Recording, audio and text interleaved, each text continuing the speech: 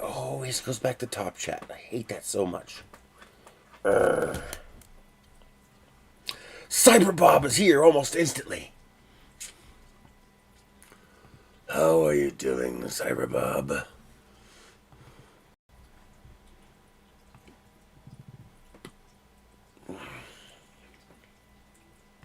Let's make these icons bigger. That's better.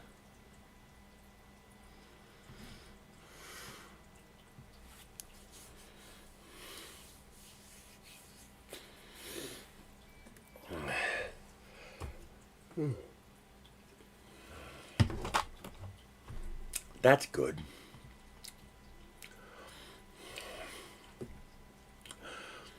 I got a little bit of good news this week. It cleaned up in the wash. I don't see any sign of the stains. Oh, did they? Yeah, I sent a little bit of a scathing video to Linus. He probably never even saw it.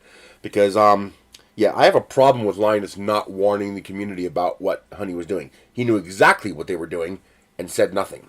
That really pisses me off. So I'll have to watch that. I haven't seen it yet. But yeah, that I'm sorry, when you have that kind of a following on YouTube, you have a moral duty to alert people to stuff like that. And he abdicated his moral duty to say anything about it. I don't know if Mr. Beast knew about it or not, but same thing. If he knew about it, I have a serious problem with them not saying nothing. I mean, this, no matter, I don't care what people think. It's an us versus them. And if you're not, I mean, you know, average Joe can sit on the fence. People like that can't. Well, they can, but they shouldn't. And that really pisses me off that they said nothing while people were being fucked over. You know, people like me and other millions of people like me. Well, maybe not millions, but tens of thousands of people like me who depend on affiliate income for our income source. And Honey's just stealing it all. And I don't have any relationship with Honey.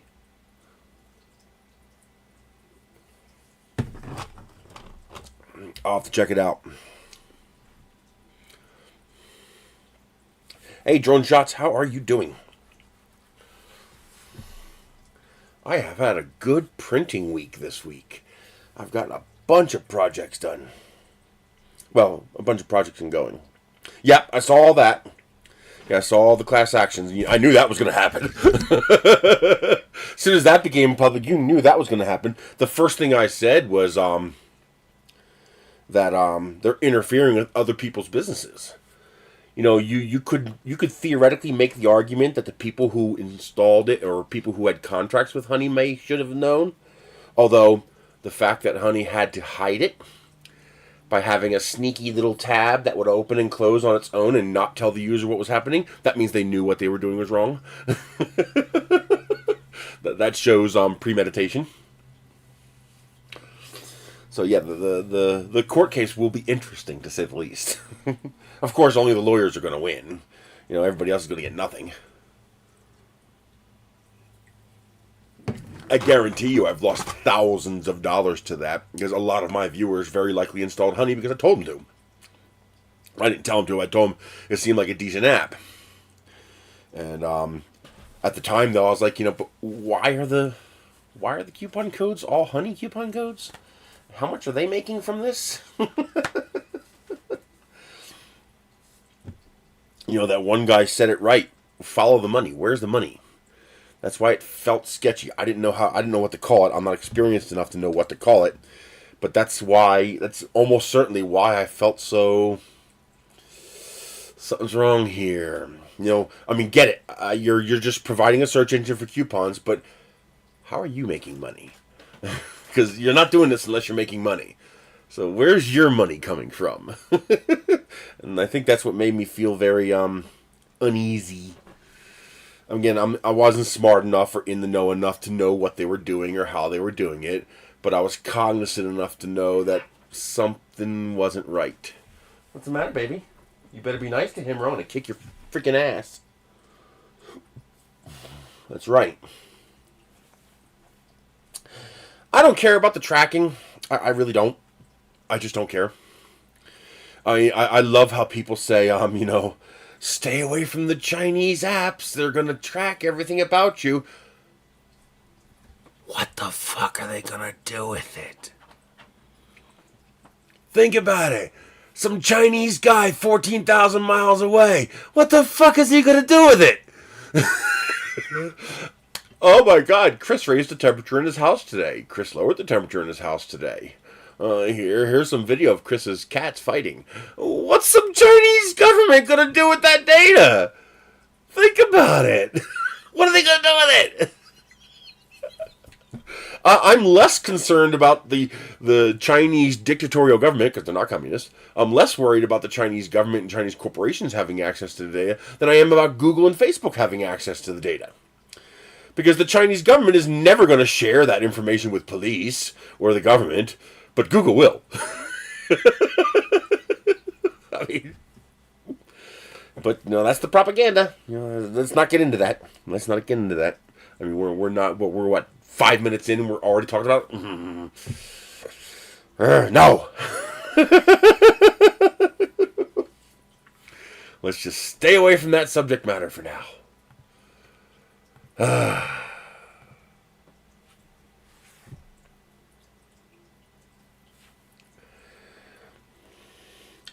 It's difficult not to talk about that kind of stuff, but it's also no point either. We'll save that for Mind of Nerys. We'll save that for the political channel. I had to mention honey in that other video because it directly affects me. I need people not to use honey. Especially since they don't even give you the best coupons anymore. They give you their own lesser coupons.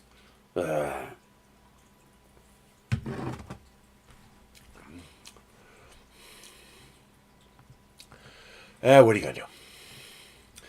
Eat people.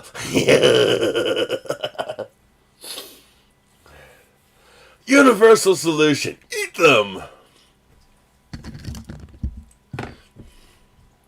John Mack, how are you doing? So I guess there's enough to get started here. I did get the lantern printed. The lantern's kind of put on hold for now because it's too much plastic. It's too overbuilt, but I'm not going to forget it because I really like it. But this came out really nice. Like, this is almost a kilogram. This is like 700 grams of plastic. All right, but this is nice. But it's got 4 screws holding the bottom on, 4 screws holding the top on. I actually broke one. But they all screw into these 4 pieces.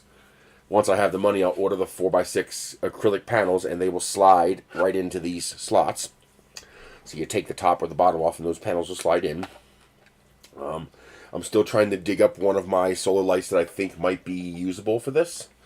But what I realize is that this is way too big and uses way too much plastic. I can't even use this on my light pole, my lamp post. It's too heavy. Those arms can't hold a kilogram.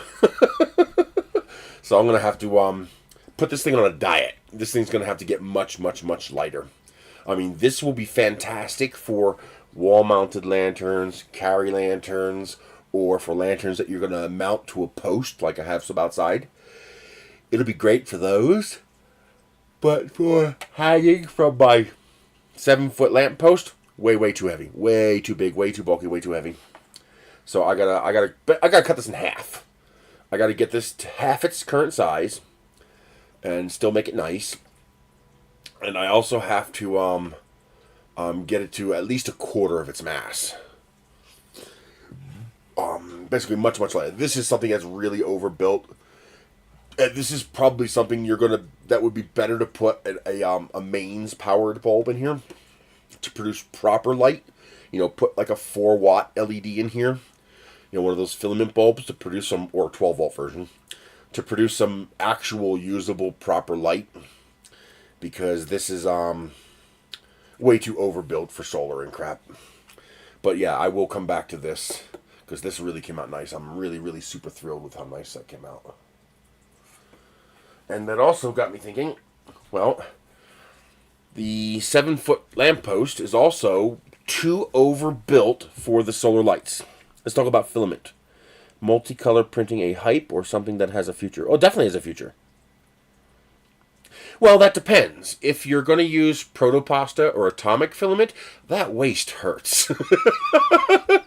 When you're paying $45, $35, $45, $55 a kilo, that waste is painful. But there are ways to optimize that. Remember, this is why Creality is gonna eat Bamboo's lunch unless this new printer, this H2D that Bamboo is coming out with, is substantial. They're both making some pretty serious mistakes. They're all concentrating on high-speed printing, and well, for the end user, high-speed printing makes the most sense. But what I want to see is a 500 by 500 printer with an AMS system, with the kind of reliability that these systems have.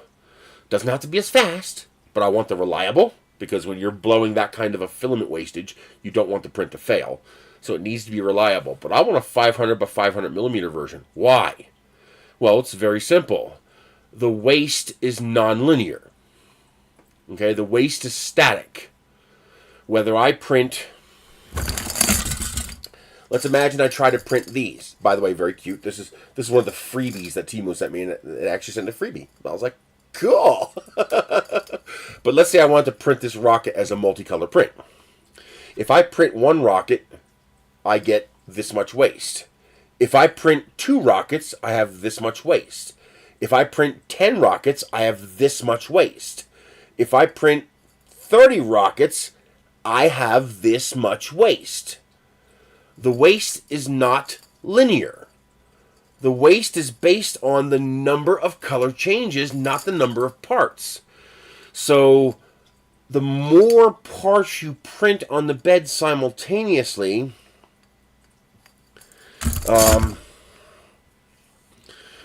that's what I mean. We need AMS type thing with large build volume so that when I want to do a multicolor print, I can do 40 of these at a time. Now, printing 40 of those at a time, 50 of those at a time, all of a sudden the poop coming out of the back of the printer is no big deal. Yes, I did. They are sitting right here. And I am waiting to make sure I get I'm waiting till I'm finished the current prints I'm working on, but then I'm going to make sure the files are good, make sure everything's clean. Like, one of the things that I came up with is that, okay, so here's something I came up with. So I want to add a solid disc here, because that'll reduce this flexibility. This flexibility is not necessarily bad, but I want to reduce it. So by adding my solid ring in here, I'll be able to reduce that flexibility. Now the idea I came up with is if I made that ring thick enough, then when you put a hole through the outside piece into the inside piece, you'd actually be screwing into substantial plastic instead of just screwing into 2 layers of plastic. The problem is that adds a lot of time and a lot of print. But then I realized, wait a minute, I don't have to make the entire ring 10 millimeters thick. I only have to make it 10 millimeters thick where the screw holes are. So the ring can be 2 millimeters thick to give me the rigidity, and then it can bump up the 10 millimeters I need at the 4 points where the screws go in. Now that also creates a problem though, because now you create a pressure point. One of the reasons this is so durable is because I can do this. Okay? I can flex it. When I make this rigid, now it's going to want to crack where the rigid meets the flexible. And I have to figure out a way to preserve that, figure out a way to distribute the force to handle that load better. So I'm working on that. I'm trying to figure out the best optimization between filament usage, versus print time versus structural integrity. Now, what I could do is the same thing I did with these ribs. So I can put these ribs anywhere I want. All I have to do is make sure the bottom of the rib is a 45-degree angle so that the rib can grow. Hey!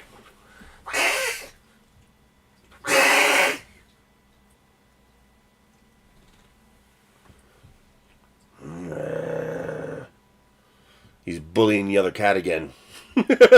You can actually see that here, where these are at a 45 degree, because they have to grow out from the sides. If they don't start from the actual print platform, then you have to grow them.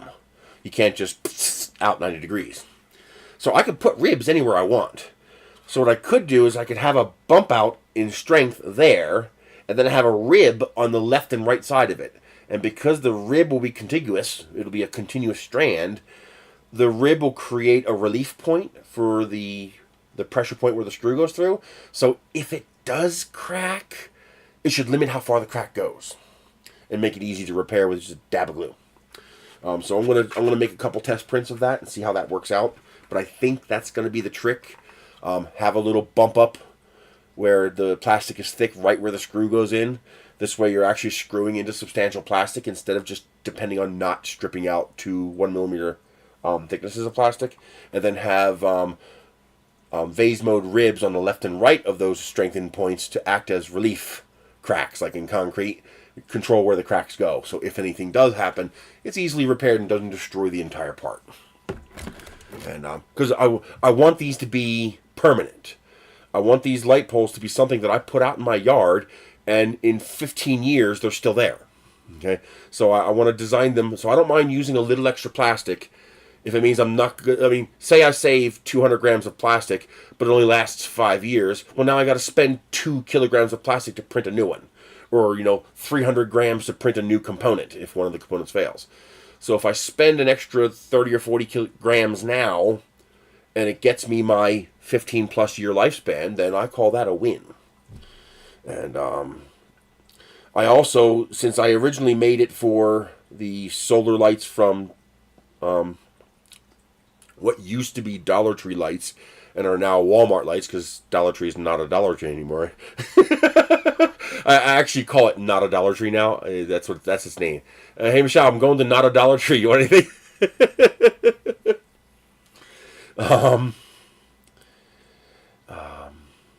But anyway, those lights are too small. They only produce 2 lumens, so even 6 of them only produces 12 lumens. Blowing 2 kilograms on a 7-foot tall lamppost for 12 lumens of light doesn't make sense. I might go Griswold on it and put like 20 of those lights on one, just because that might look really freaking cool. Michelle seems to be doing okay. Health-wise, she's doing okay. She seems to be handling it okay, but I'm not a psychologist, so I don't know how to judge that too well. My biggest concern is the physical therapy. Her actually putting in the effort to do the physical therapy so that she can get on her feet so she can come back home. I think it's less of a physical problem now and more of a psychological problem. So I'm going to try to get a hold of her therapist to see if I can arrange for her to have therapy meetings there. Because it has to be in person. Over the phone doesn't work. They need to be able to see and interact. So we'll see how that goes. I'm going to talk to... It's difficult because I don't have power of attorney over her, but I think it'll work. But it's looking relatively positive. And believe it or not, not having her here in the winter does help a little, because I can keep the house colder than I would normally, which saves me a lot of money. I can handle more cold and just get under the blanket when I get cold. It's like 55 degrees in here. It's pretty chilly. But it's not too bad. But that saves me a whole boatload of money. I mean, my electric bill is $154 and I can only pay $100 of it. Thankfully, I'm not behind yet. So I don't have to worry about being turned off. But, right now I'm $54 behind.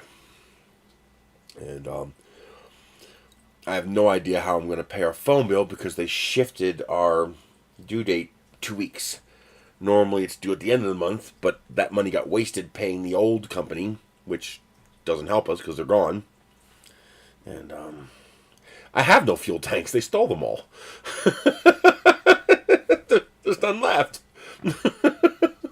They took my tanks. They took my jerry cans. They took everything. They just took it all. What are you going to do? If I catch the guy, I'm going to turn him into cat food. He's going to be cat food. For those just joining in, you notice it cleaned up. I am super. I put it in. I finally got it down. Believe it or not, the getting this down was actually a lot more difficult than you think, because I have to actually climb up on the bed to reach the tacks holding it up, and that is well, it's more dangerous than you think when you're 460 pounds, because if I fall from that height, not only will I probably get seriously injured, but there's a non-zero chance it could kill me. 460 pounds at 32 feet per second falling 10 feet. That's a hell of an impact. I already did. Are you kidding? I'm paying $12 a month. It doesn't get any cheaper than that. It don't get cheaper than that. And that's for limited minutes and limited gigabytes. But I'm pretty sure we're not going to use over 1,000 minutes a month. And as long as we use Wi-Fi a lot, we shouldn't use more than 4.5 gigabytes of data a month. Of course, Comcast, they raised the price of the Internet Essentials. Now it's $12.95 instead of $9.95, but what are you going to do? Yeah, well, similar. I think we're going to stick with Liberty Wireless.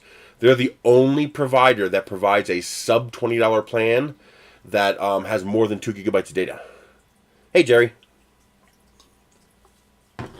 So I had to put the only stool that I have that will hold my weight, and then I had to put my hand on the ceiling, because if I step up onto this bed and I fall backwards, I'm dead.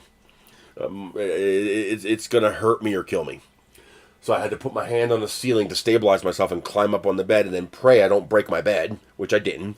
But I was able to get this down, put it in the washing machine, and put it back up again. And I am very, very pleased that it cleaned up perfectly. There's no staining on the wall behind it, so I don't know what that was. But, hey, it cleaned up. I'm happy. Because you can't replace this. I can't get another one.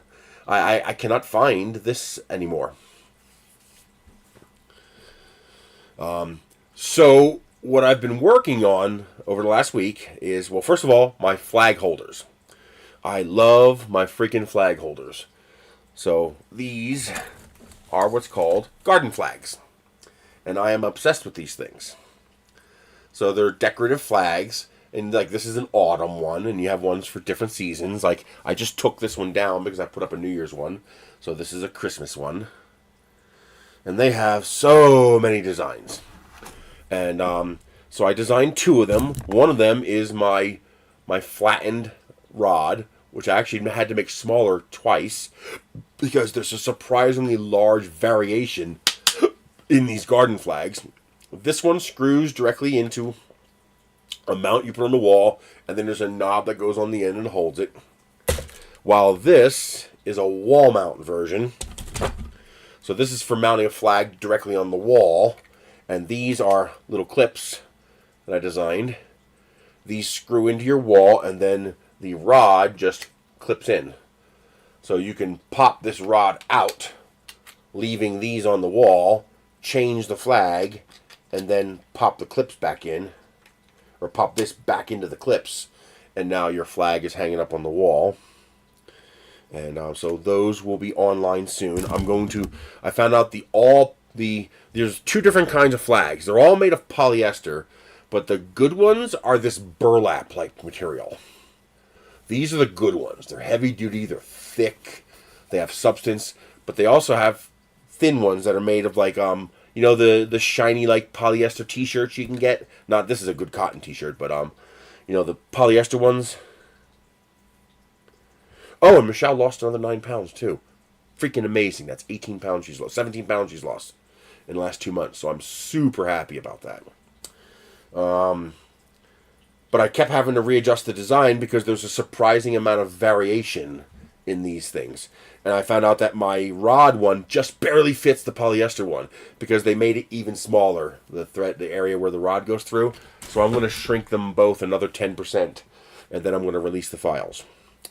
I've also been working on a way to use the Walmart solar lights, the 97-cent lights, which, by the way, you can get cheaper. So they sell them in a 6-pack for $5. That's 83 cents a light. That's as cheap as you can get. You can't even buy them from China that cheap. It boggles my mind that I can spend the money to buy them in this fancy box. When you buy them singly, you just get the light with a sticker around it. And there's no packaging. While this in the packaging costs less. Make that make sense to me, but it's human psychology. No, Zelle is great. Zelle at Nerisse.com.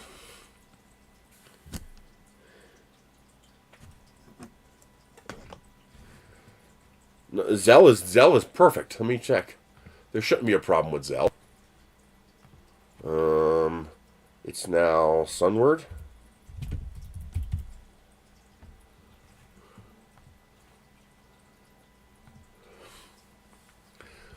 Oh wait a minute, I have to do it from the phone. That's right. It doesn't work from the PC. I did have a problem with, I wonder if I have a problem with my domain name. No, I tested it. It works. I'm getting email to my domain name. But, like, I couldn't re-log into my McDonald's account. I had to create a new account.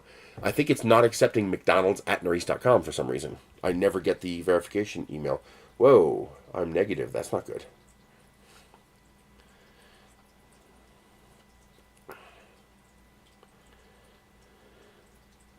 How the hell did that happen?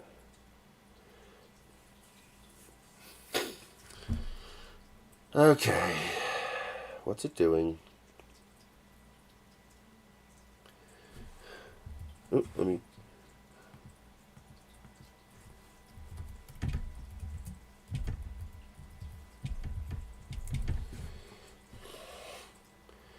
Yeah, send me a code.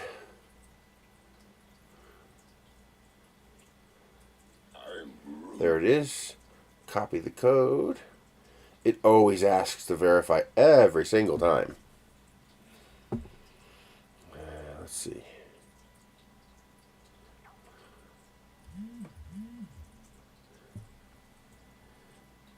Yeah, it looks good. Here's my QR code. You should be able to scan that. Let it clear up. There it goes. So there's my Zelle QR code. Oh, it changed my address. Why did it do that? Oh, wait a minute. I think because CoinOut needed it. So try this address.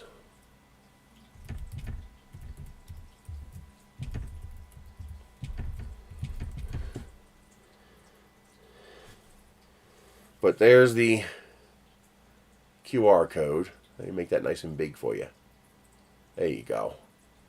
So you should be able to scan that with your phone. Actually, I'm not sure if that's going to work because it's backwards. See how the name is backwards? So I'm not sure if that's going to work. Unless it's only backwards for me. Oh, hold that.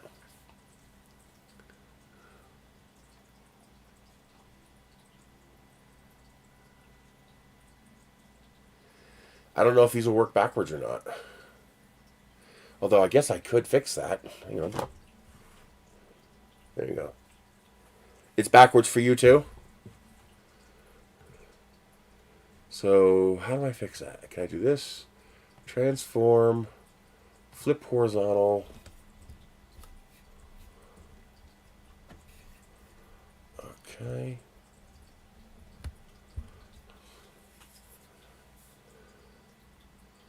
Now that looks right side up, but now I'm getting a reflection off the friggin' light. Seriously? Why is the light suddenly a problem? Oh, I got to tilt the phone. There we go. That should be right side up.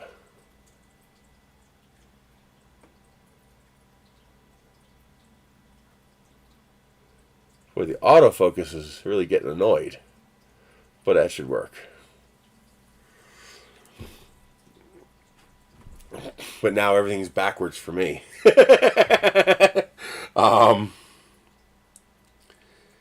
Thank you, I appreciate that. But just remember, when you use, what do they call that? What do they call that? When you donate by YouTube, I forget what they call that. But when you use that, YouTube takes 30%, and I don't get it for 2 or 3 months. Super chat, because you have to hit them. It's part of AdSense, so you have to hit $100 before you get it. And I usually get $100 like every 3 months, so I won't see that until like March, and I only get a third of it, so I only get $7 of that. YouTube takes 30%. Zelle, I get 100%. PayPal, I get 95%. So that's why you should use PayPal, Patreon, or Zelle. So if you want to do some of these lights, buy these at Walmart. Just type in solar light, and you'll see the 6-pack for $5. That comes to 83 cents a light plus tax. So I designed a new head, because there's no point in blowing 2 kilograms of plastic for $1 lights. Yeah, you can use PayPal or Patreon.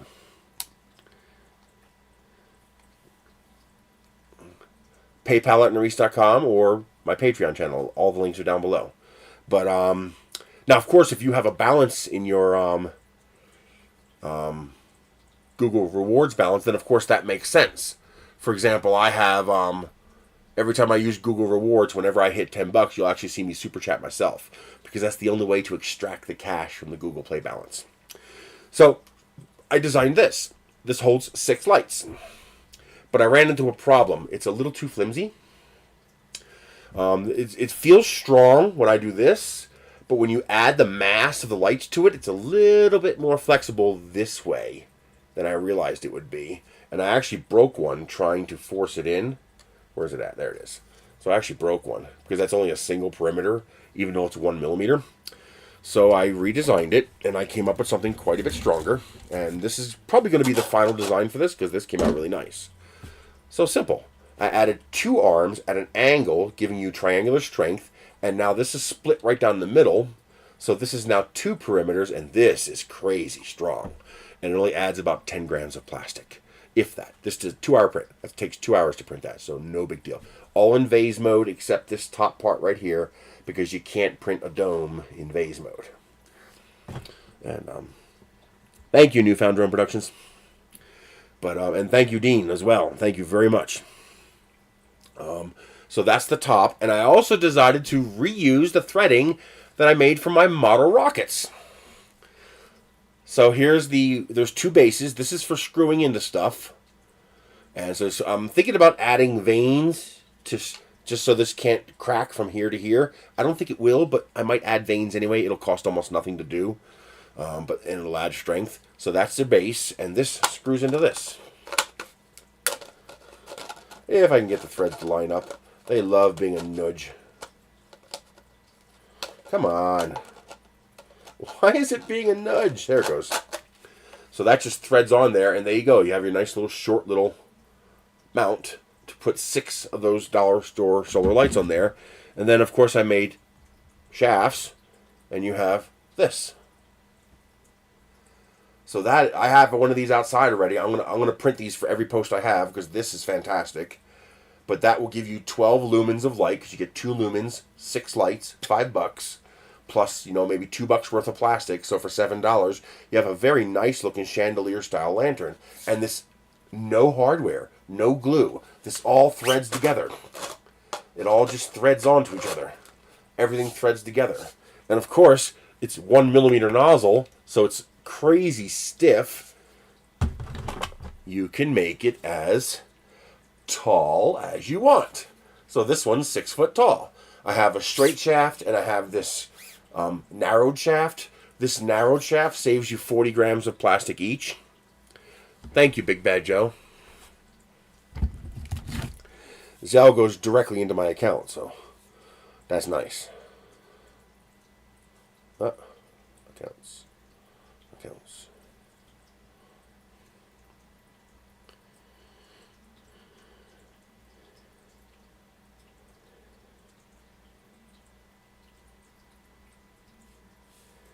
Hasn't gotten here yet, but it will. It just takes time.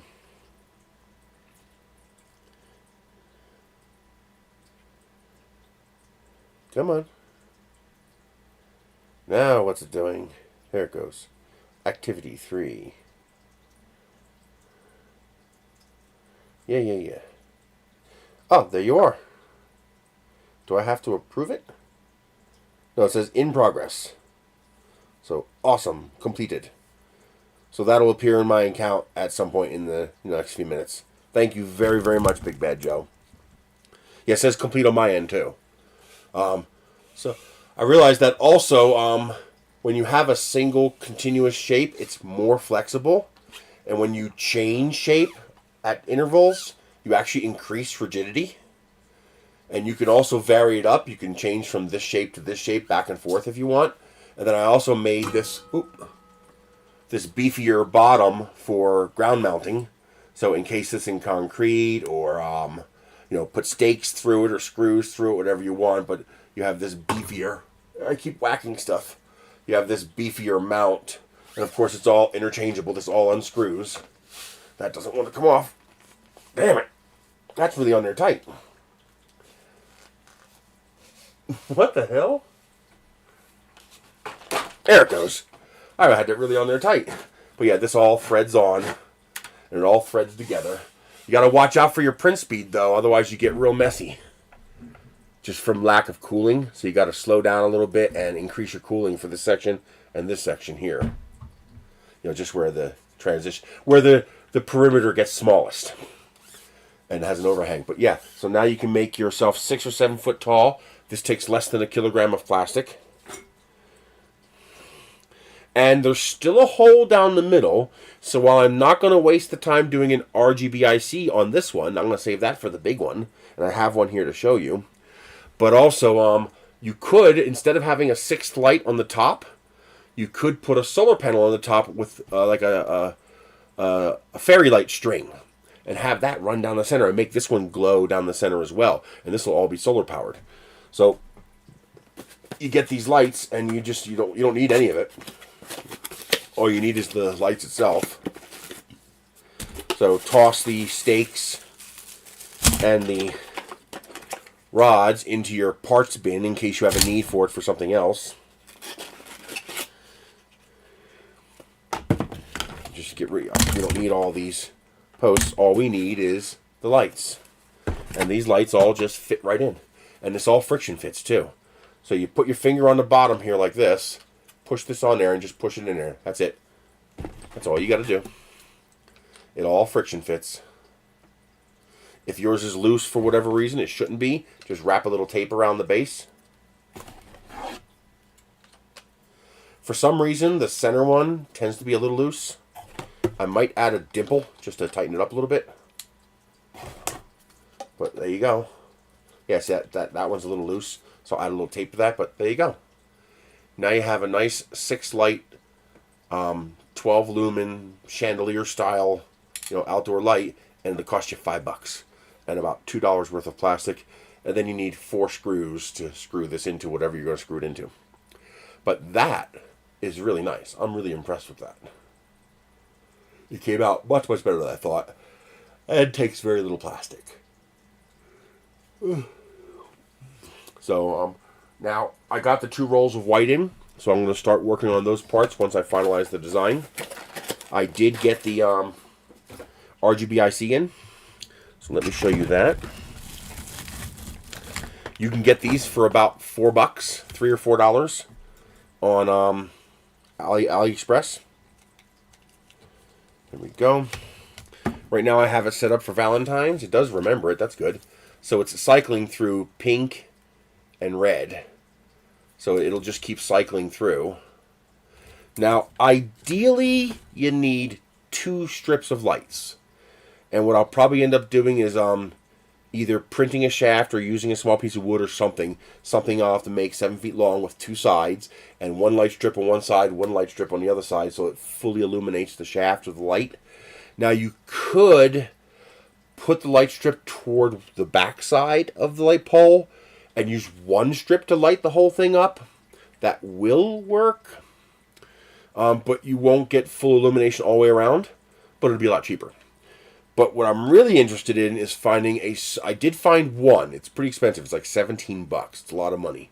But I did find one RGB IC that is solar powered. Now, the other thing that I want is I would like to get one that uses an actual wire instead of a strip like this, because I want to increase the density. And the way you would increase the density is by bringing two of the pixels closer together like this. And that's hard to do with a strip, but very easy to do with a wire. So if I can get one like the other strip that I used, that I folded back and forth to fit the light. I don't know where it's at. Here it is. So like this one. I got lots and lots of lights here. So one like this. Now what I did is I folded this back and forth until it was the appropriate length for my 3-foot Christmas lights. What I could also do is simply bunch up the slack between the bulbs and zip tie that, bringing the bulbs closer together, which will increase my linear density. So the like this one here is, oh, come on, you dirtbag. This one here is 1 LED every 2¼ inches. So every 60 millimeters is 1 LED. I want to get that down to 1 LED every 10 millimeters, because that'll increase my density. So if I get a longer one that's like 5 meters long and then shorten the distance between the LEDs, you'll get a much prettier display inside the pole. And so that's what I'm going to work on for that. As for the lanterns, I think I found a viable alternative for that. Let's see, AliExpress, I think it was.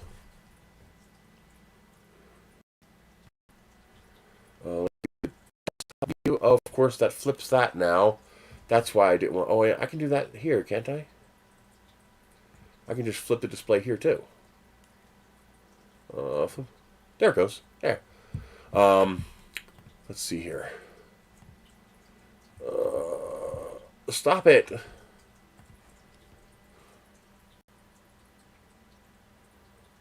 Okay. They were selling them a 6-pack. 6 solar pathway. Yeah, these kinds. That's expensive. I've seen it. I've seen it for a lot less than that. But that's the kind I want. Can you see that? Yeah, I did switch, didn't I? Yes. I want this kind here with an exposed bulb, because that just looks prettier. But I did see them cheaper, a lot cheaper. These are like the ones you get at Dollar Tree and Walmart. It's much, much cheaper to buy them locally. You're never going to get them for 83 cents a piece. Not from China.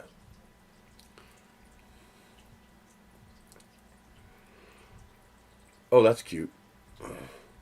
But they do make them where, like this here,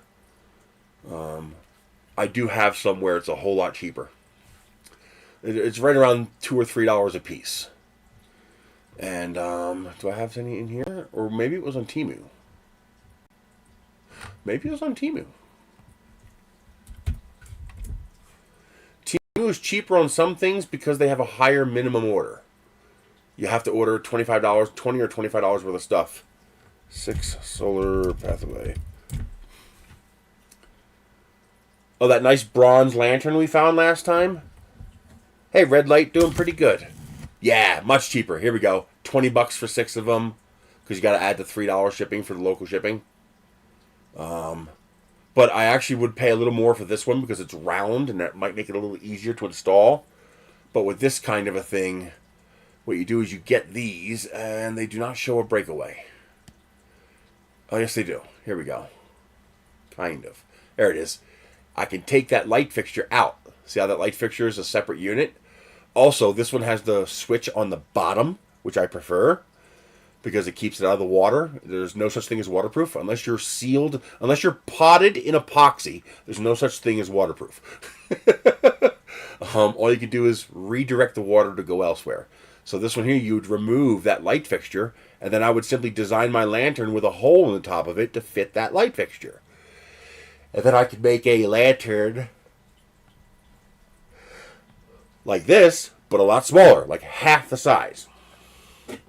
And then those would hang from the arms, and those usually produce 20 to 40 lumens. And you put 5 of those, plus the dollar store lights, plus the shaft light, that's a lot of light. That should produce a usable, like you should light up your driveway. And that's what I want to do. So I want to have these on every post going along my driveway because these are cheap. I can just, every month I can spend $5 to buy a box of lights, print $2 worth of plastic, and I'm good to go. And, oh, weird. Oh, it's that one. Okay. Exactly. Water resistant. What I call water redirecting. If you can redirect the water, then you're good.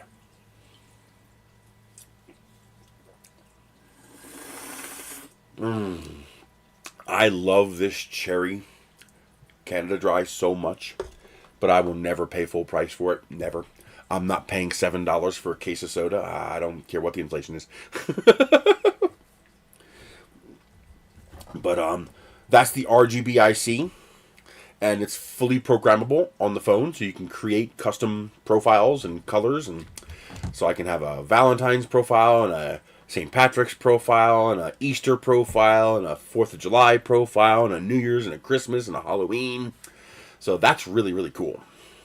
And now the trick is to find a solar one. I think I did find one that was solar. I found the keyword is RGBIC.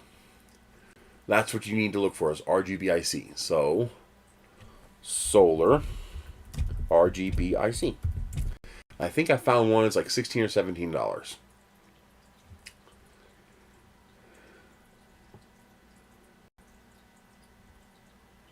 Oh, that one's in a tube, and it says it's $13, $14. That's not too bad. And 6 meters is good. Although, and it looks like a decent solar panel too. Can you guys see this? There we go. So this is the kind of thing you want, but I need to make sure it's app.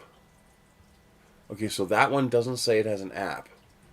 It says RGBIC, but I don't see app control. Yeah, there it is. So it looks like it does have app control. Oh, that's what I want. See this kind of string like this? This is what I want. Because now this wiring here, this 3-path clear transparent wiring that they're using, is not very UV stable. I had it on top of the roof of my car for about a year and a half, and it degraded pretty badly. They still worked, but any force would tear them pretty easily. However, these are going to be inside of a PETG print, so they won't be exposed to UV. So I'm not worried about that. So in this case here, I would probably get the 10-meter one. Yeah, I'd pay the extra $3 to get 10 meters. And each of these should have a bigger solar panel and a bigger battery as well. But I'll get the 10-meter one, and then what I'll do is I'll keep closing the gap between the LEDs until it's 2.5 meters tall, which is about the height of my light fixtures. And I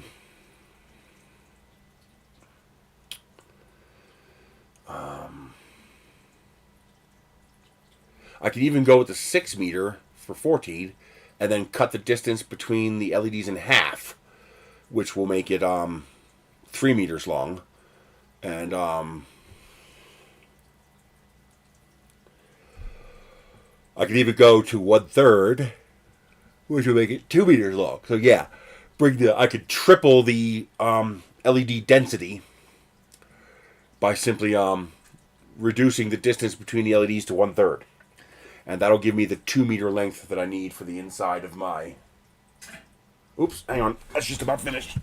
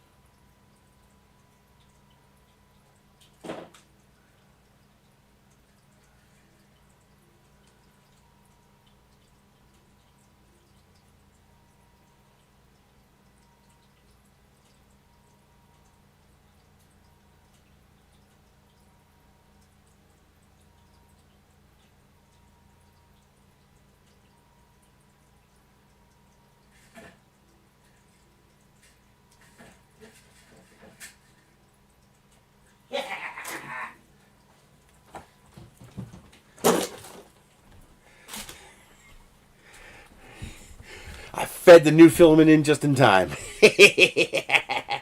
Hopefully there's enough left on that because that's the last of that roll. But I do have one more roll of yellow. But I want to preserve that for printing the rest of these lanterns so they're all the same color. But, this, I don't know how many emitters is on. Does it tell me? Doesn't tell me there. It doesn't tell me how many LEDs. It's going to be the same. We'll see a nice big solar panel, nice 1200 milliamp battery.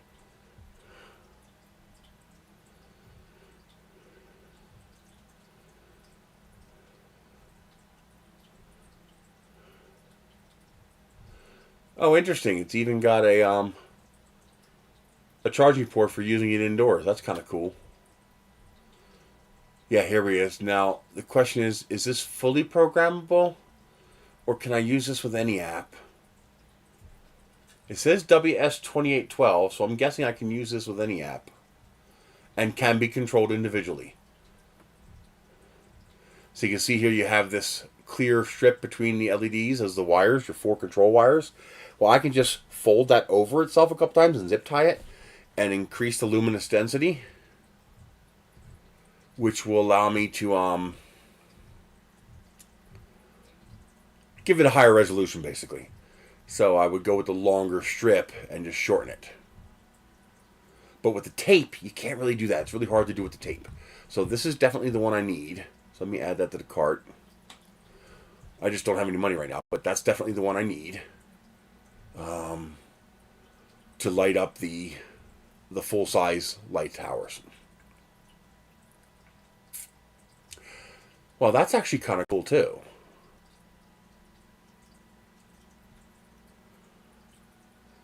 So it's got a solar panel inside, huh? And they're not that expensive.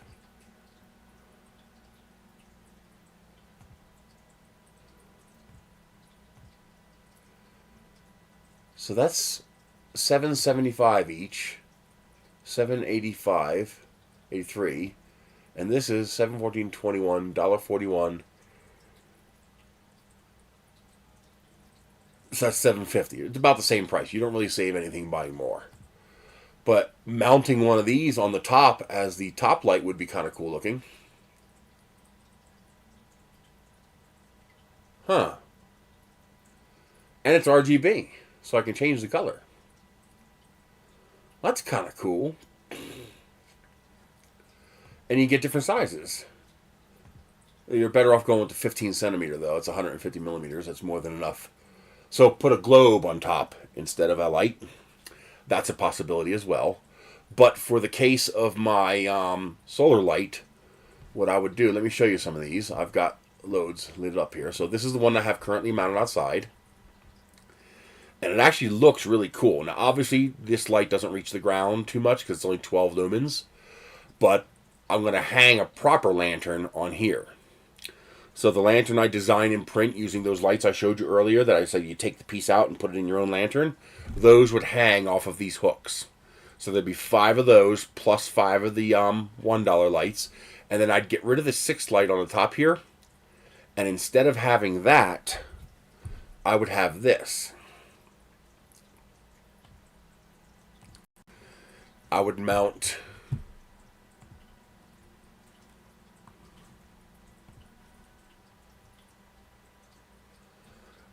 this solar panel here on the middle at the top. And then inside would be this solar string right here, this string.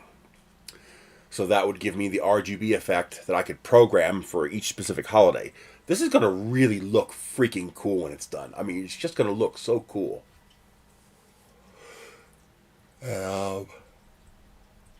So powering it would not be cheap. You're looking at $14 for the RGB, $5 for the lights on the top, although you'd have one extra light. So every 5th pole would be free for those lights. And then you're looking at, how much were the other ones? You're looking at $25 for 6 of these. You need 5 each. So that's what, 6, 12, 18, 24. That's $4.25 each light. So you would need $22 worth of lights for each one of these lights. You would need, if you want to go the full Monty. You don't have to go the full Monty.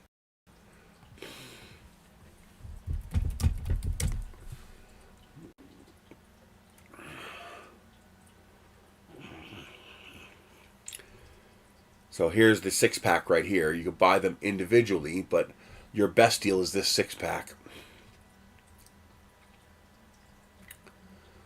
One of them is 97 cents, but, oh yeah, it is 83 cents, plus tax.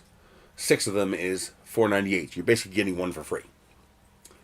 And, so $5 there, $25 there, but you end up with one extra light. So when you get to your 6th lamp, you do that one for free. Because 5 sets of these would eventually get you 1 set for free if you amortize the full cost. And then $14 for this. But the result is you'll have something big, huge, and substantial like this where the whole thing glows in any color combination you want and actually produces a decent amount of light and looks really high-end and cool. I would do this. I'm going to do this all in white, and that's why was it Big Bad Joe? Who got me that? I want to make sure I give credit to that.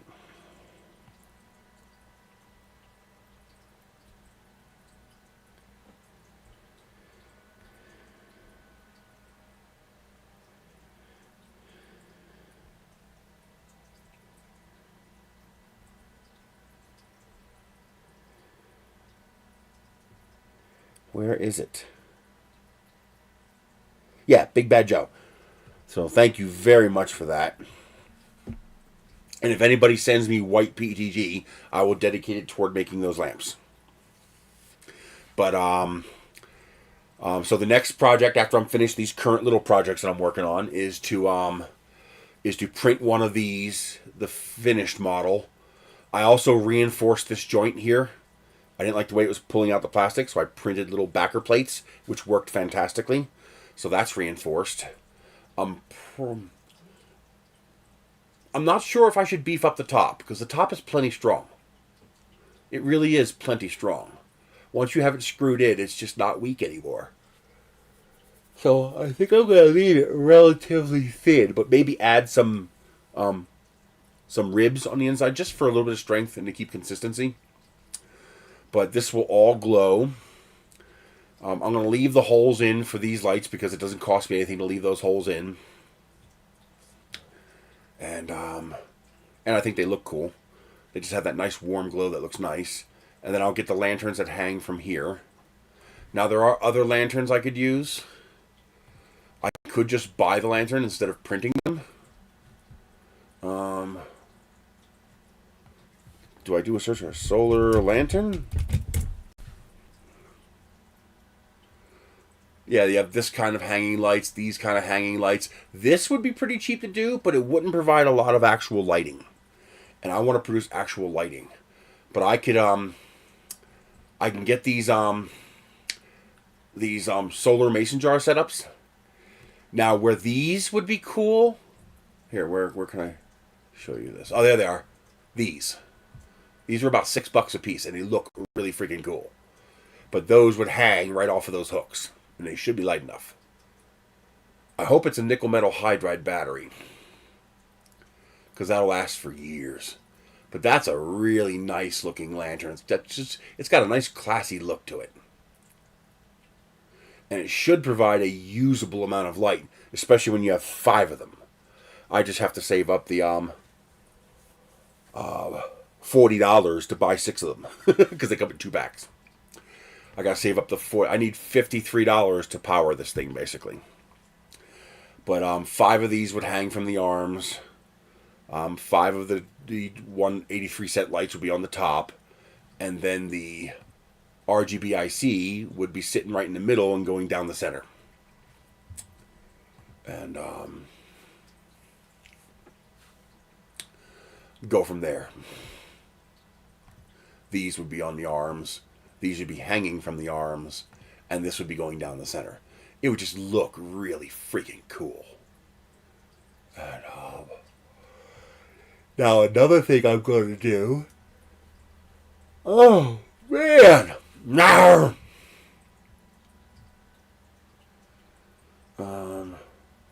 That's too expensive. I can keep looking. This would work as well, but they're expensive. They're $12 each. That's beautiful, and it's a little expensive. They're about $12 each, but it's very pretty. So you can get as nice as you want to spend the money, or you buy this kind of light for $4 each, and then you print your own lantern housing for it. And I'm going to keep looking. Maybe I could find these cheaper. Now, solar mason light. The other thing I want to do is something like this. It's $12 for a 6-pack, so these are very cheap. They're $2 a piece. Where this would come in handy, and I actually plan to do this because I can almost afford that. Like next month I should be able to afford that. Is that I'm going to redesign this. Hey, DeWitt! I'm going to redesign this head to have mason jar threads on top. So basically, the top of that's going to be like this, but smaller. Okay? Actually, it might be the same size. I don't know how big these are. I have to look at dimensions. But what you'll do is you'll take this mason jar fairy light setup that I just showed you. You'll screw that right into the top, and you'll let that dangle down the length of the shaft. And if you're going to use these, you just fold it back and forth, just like we did with the bigger ones, until it fits the length of this, and this will glow. So the idea is to make all of these things glow up nice. And you can make it as short or as long as you want. You can have a little shorty one like this. I could even see maybe printing this whole thing in clear PETG and just having the fairy lights balled up inside of here, which would look really cool. It'd be like a little glittery, sparkly, and then you'd have your 5 lights sitting on here. Or you can make it this tall, where you can add a second one or a third one or a fourth one and make it literally as tall as you want. And it'll only cost you $7 to power each one, because $5 gets you a 6-pack of these. But remember, you're going to have an extra one if you use the mason jar lights to light up the center, because you're going to have 6 of these. And so every time you do 5 of these, you'll have 5 extra to do a 6th one. And so it'll cost you $25 plus 12. That's it. So $37, and you can power 6 of these. So for $37 and probably 2 kilograms of plastic to do 6 of them, maybe less. If you do short ones like this, I'll have to bring it up in the slicer and see how much it takes. This does not take much plastic. Actually, I think this takes more plastic than both of these pieces. And I could probably even simplify it even further by designing this as one piece. Instead of having it be 2 pieces, I could make this 1 piece by literally just putting this plate on the bottom here. And that would greatly simplify it, but it would cause a problem with serviceability. If you ever broke this, you'd have to reprint this whole thing. While if you ever broke this, you just have to reprint this, which is an hour and 40-minute print. Because that's a separate little piece that can print. So I'll have to think about that, but for minimalists, it might even be possible to... No, I can't do it in 1 piece. That would be cool if I could do it in 1 piece. I mean, it could theoretically be possible if I did this whole thing as 1 single piece and then printed this as a ring that would friction fit over. That would theoretically be possible. Oh, pneumonia sucks. But I like the modular nature, because then it's all the same parts and you can make it as big as small as you want. And I'm also going to make a version of this that's only 250 millimeters tall, so people with like Ender 3s and Prusas can print this. Because you don't have to use a 1mm nozzle with vase mode. You could just print it in regular mode with 3 perimeters, and that'll get you the same thing. It won't be as nice, it won't be as fast. It'll take you 4 times longer to print. although about twice as long to print using a bamboo. I think you can get, I think you could do it. No, it's still going to be 3 or 4 times longer with a bamboo, but because I'm printing at 0.4 millimeter layer height, you'd be limited to 0.2. You could do this part at 0.3, but this part you'd have to do at 0.2. But yeah, I want to make this printable with a 0.4 on a regular printer, which will just require making this shorter. That's all. So it just won't be as tall. And but yeah, I'm thrilled. This is really, really coming out nice. I like this a lot, and I'm super stoked with how the big one's coming out. Let me show you some pictures. Okay, so this is the full size, 7 foot tall, almost 7 foot tall lamppost. This is, Mark 1. This is the first prototype. I'm going to make some refinements and then start using that white filament, but I'm going to wait until I refine it pretty nicely. This is the flag mount. This is the stick out flag mount. So 3 pieces, 1, 2, 3. This is the original prototype. It's too big. But this would screw into like my post. I want to show you in a second. Then this screws into that, and then this screws into that to keep from falling out. So you can see that just screws together. Came out real nice, prints really fast. All 3 parts print together. This is the lamp post out on my thing. It snowed last night. And yeah, I found out why this light wasn't working. Something was loose inside. I just give it a whack and now it's working. So all 6 of these will light up. And but yeah, you just screw it right into your post, and then there you go. You have a light. This is one of the flag poles. It's actually not tilted. The wood itself is angled.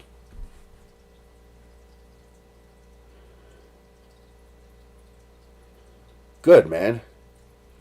But I put up the new Happy New Year flag, which just barely fit. This is a polyester one, not a burlap one. So it just barely fits. So I'm going to shrink the rod a little bit more, and then I'm going to release the files. Sadly, you have to have a 334 to print this. You can't print this on an Ender or a Prusa.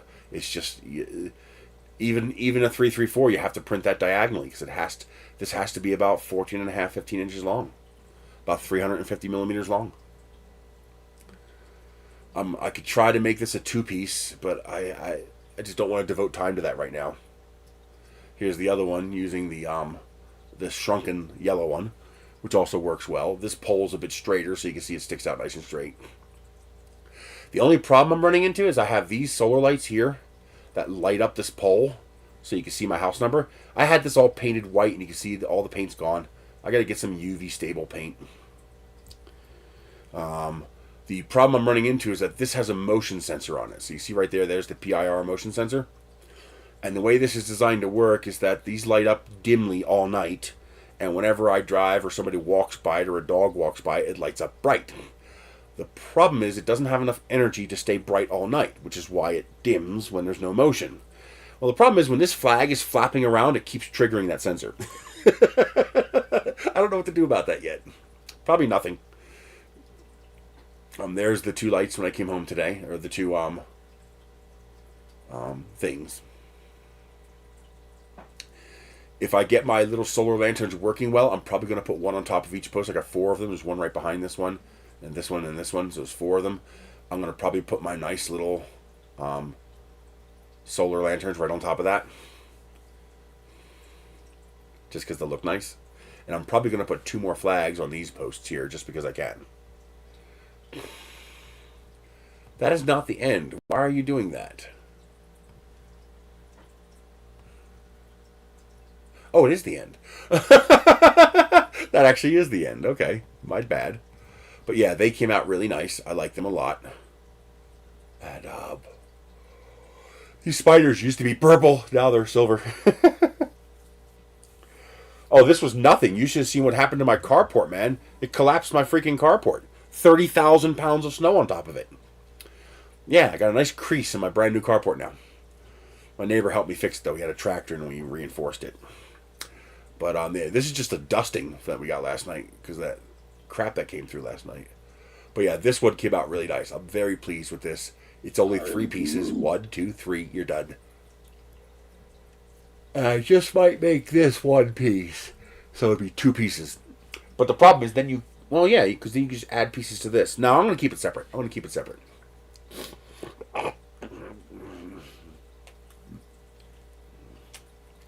But and again, it's super easy to power this. $5, and you get these 6 lights from Dollar Tree, and it looks beautiful at night. But I'm very happy with that. I already beefed this up a little bit to make it a little thicker. Just because I want these to last. The only way these are going to break, as you can see, is a 1mm extrusion.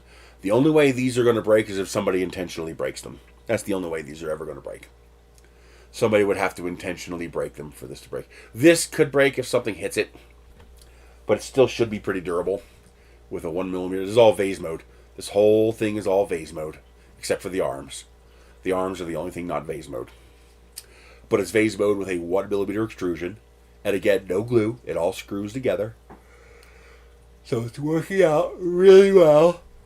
Oh, man. But, yeah, I mean, it's coming out good. And for those who are just chiming in, your snowman got wrapped around one extra time. No, it didn't. It might look like it because it's thick. See the W? Oh, wait a minute. Gotta switch.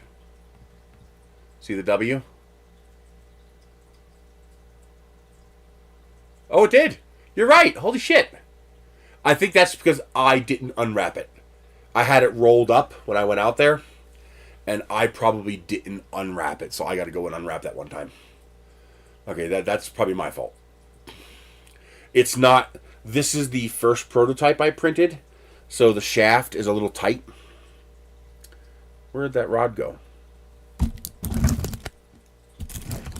Where'd the rod go? Is it behind me? No. Oh, my kitties are sitting on the bed. They're such good kitties. Oh, here we go. So the first one, this rod is a little too big. This one's too short. And so it fits very tight inside the burlap. This one should fit okay. I think this one is smaller, just too short. Yeah. And, yep, too short. You see it overlaps the threads, so I had to make it 15mm longer. But what happened is that first one is a tight fit, so this can't really spin. It does this, see? And so that one, it's not going to do this. It shouldn't do that. So most likely what happened is I went out there and I had it like this, and I unrolled it afterwards, and I probably just left one wrap. So I'll go fix that. I didn't even notice that. Good eye. I didn't notice that. But yes, we do get tremendous winds around here. We don't get much in the way of weather around here. No tornadoes, no hurricanes, no earthquakes. We just don't get crazy weather around here. It's one of the reasons I picked here, because it's weather stable. However, we do get wind. A lot of wind. A whole lot of wind. And this one is the same thing, but for a wall mount. So what you do is you would you'd put this up against the wall, and you'd screw a screw in here. You'd screw a screw in here. Then you'd pop these out, and then put the other screw on the other side, and these become a permanent part of your wall. This pops out, and what you do is you feed this through here. I think this one's also too short. No, this one's good. So you feed that through there, and then these clips, these clips that are already on your wall now, just snick into place, and this whole thing just latches into place. And now you have a wall mount to mount your flag to your wall flat. So you can have these flags all over the place. Because I love these garden flags.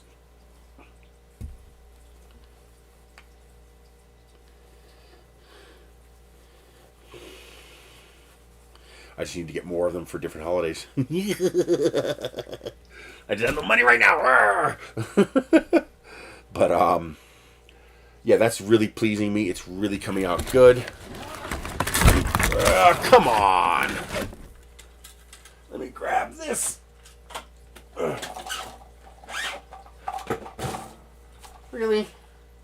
Box. But, this, you'll be able to make any of these. Are all the same exact parts. So the same parts that make this, make this. So you can make it short like this. You only need 2 pieces. And if you want 1 piece, you can make a piece like this. I'm also going to make one of these half the height for smaller printers. And then you also have the solid channels if you want to print a solid channel. And you can, this is stiff enough that you can make this 6 or 7 feet tall. Hell, you can make this 10 or 12 feet tall if you want. If you want a really tall light, you can do that. Nice. Actually, is that what he got? No, he got me King Rune. But yeah, Ellie Goo is good too. Just right now, I have no money, so. I gotta go out to the bus and see if I have any white PETG out there. I doubt it. I just didn't buy that much white PETG. I didn't buy much PETG because it wasn't available in a tremendous number of colors.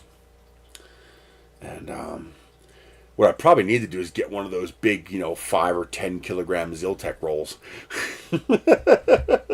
Say, hey, you want to sponsor a project? Because a 10 kilogram roll will let me print 4 or 5 of those lights. Oh, somebody sent me PayPal. I like getting PayPal.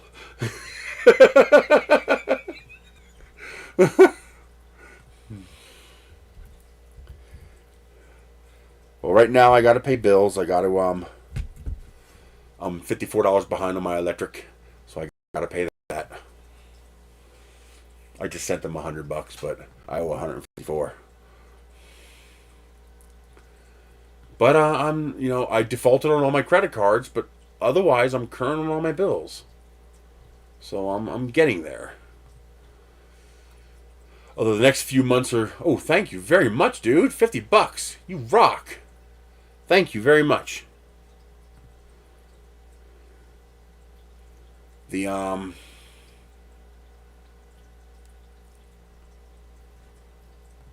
Yeah, I really have trouble multitasking.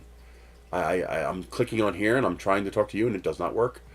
I gotta wait till I'm done here and then come back. Thank you very much, Jerry. I appreciate that. And the nice thing about PayPal is I transfer that to my bank account and it's there tomorrow. So thank you very much. I appreciate that.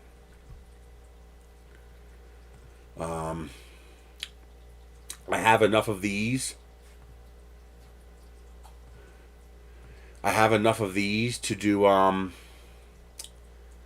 3 of these lanterns. And I have the parts to put 3 up, so I'm going to do that. I might put one of these tall ones up and see how it holds up. Just because I can. But I could also print... That base will go to that one. That one will go to that one. If I print one more top and one more base, I'll have 4 of these that I could put up. And that'll cover 4 of the poles. I eventually need to print 9 of them eventually. Because I have 9 posts that I can attach lights to. And eventually I want to put up more posts around the property. And just make it consistent and nice. Eventually I want to get a few of these to try them out and hang them from the big boy and see how that works. I'm definitely going to grab a pack of these next month when I order some. I think I have some of these somewhere. I could swear I ordered some of these at one point. 1.2 volt 600, that means it's nickel metal hydride. That's good. Because I don't think you can do a 600 milliamp NiCad. Does it say? I can't tell what that says, but that doesn't look like a CAD, so I think it is a NIM battery. So hopefully that is a nickel metal hydride battery. But yeah, I'll design a mason top to put these inside of these arms, so they'll also light up. And I think it's going to look really nice. I think it's going to be something that people will enjoy printing. And of course, if any of you guys find any of these cheaper, so far the best price I've found is $12.34 for 6 of them. This $9.75, but you have to remember that that doesn't include the $3 shipping.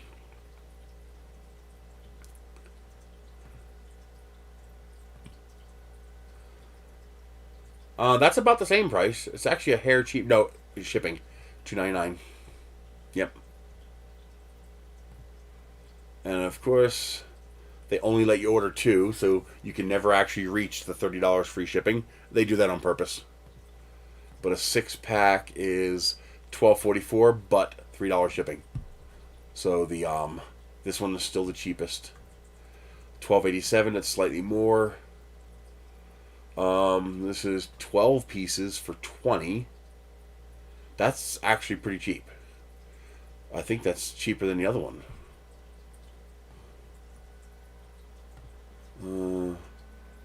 20.75 divided by 12.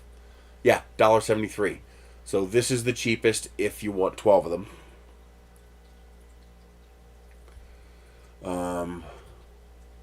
Anything cheaper? Now, some of these probably are superior design, but I don't think it's going to matter much for something like this. I would love to hang a bunch of these from my lantern, but they wouldn't provide much light. They would just look pretty.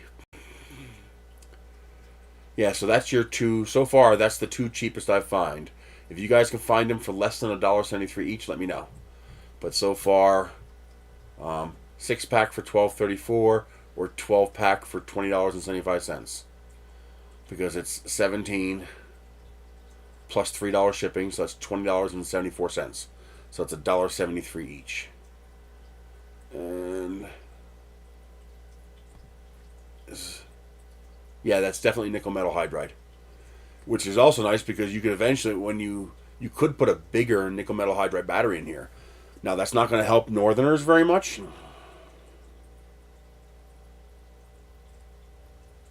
Well, some of them limit the quantity because they don't want to give you free shipping, because they're factoring the shipping into the cost of the item.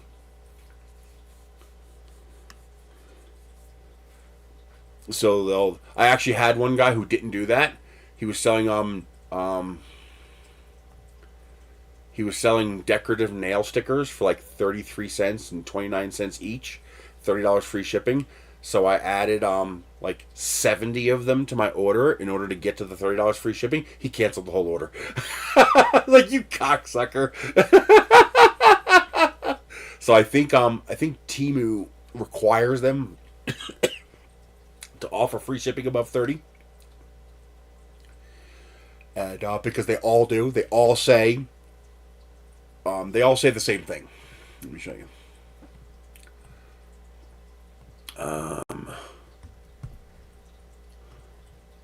So local.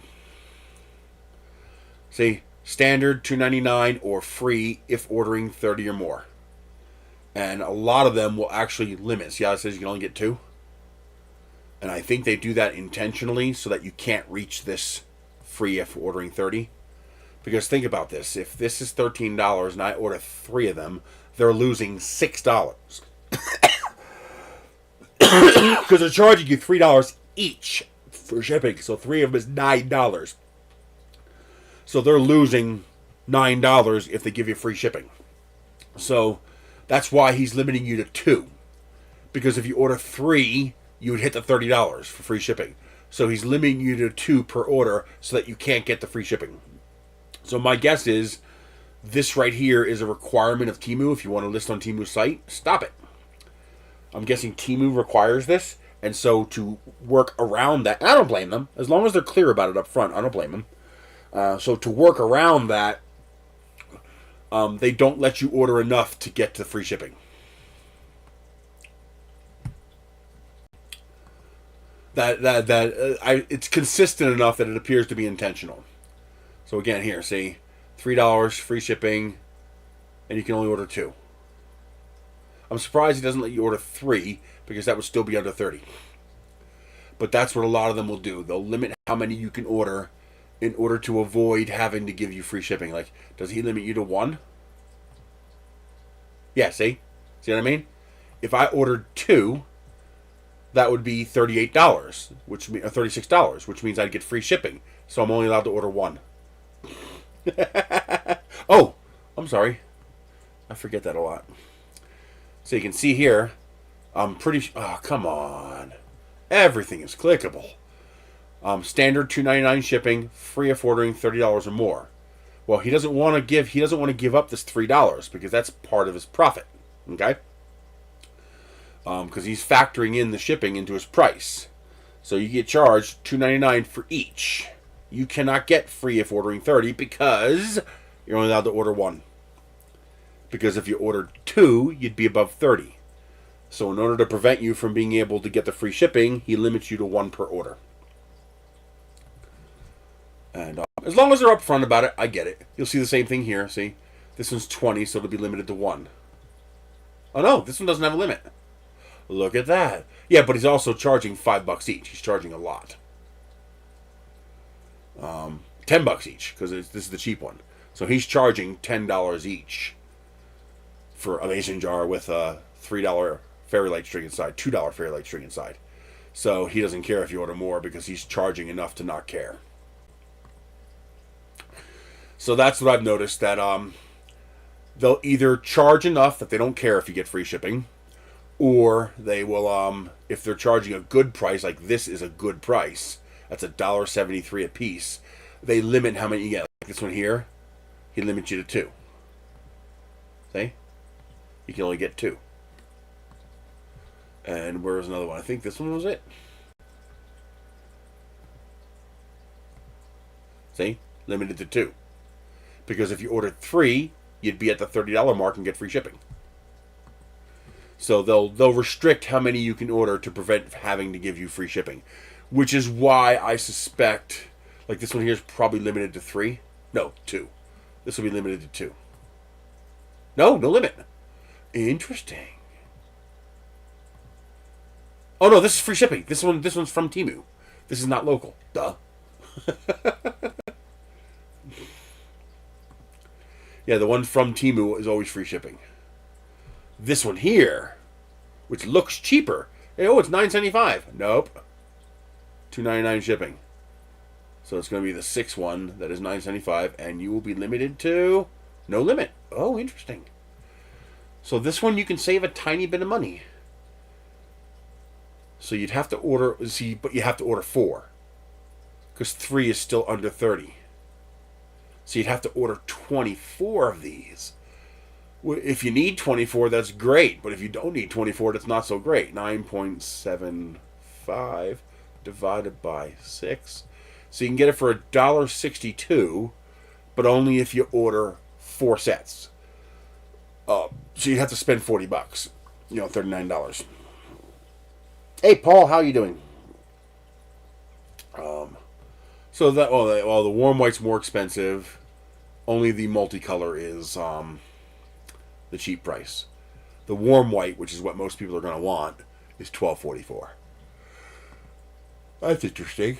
So he's built it into the price. They're $12.44, and which is the same as Temu selling it for $12.34.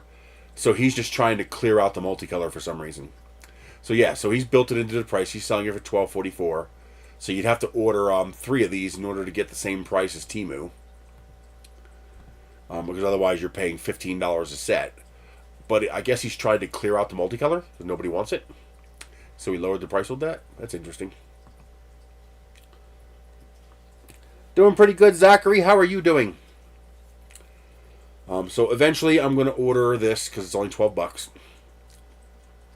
And that will allow me to make these look really pretty. So I'll put that light string down the center of this, which will make this glow, which should look pretty cool at night. And this I'm very pleased with. This just came out really nice. And if this is a little too loose, just put a little piece of tape on the bottom. If you buy the individual ones of these, all of these arms have stickers on them. You can actually use the stickers to wrap around the bottom and make it thicker. And if I have spare time, I'm going to work on making the smaller version of this, because this is just entirely too beefy for a solar light. But I'm going to finish printing these little ones so I can get them up, because I already have 3 sets of lights. And I'm going to actually I can do one right now, since I don't need this tall one anymore. That was just a demo. But you can do any length you want because this all threads together. So here's a shorter one. So this one's about waist high. I'd say 4 feet. So this one's about 4 feet tall. And then I take this and this And I make another lantern.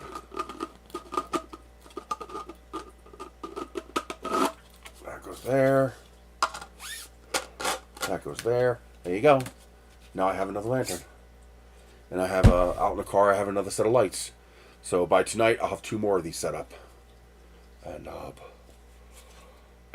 give them a long-term run. I don't anticipate any problems. I don't think anything's going to go wrong.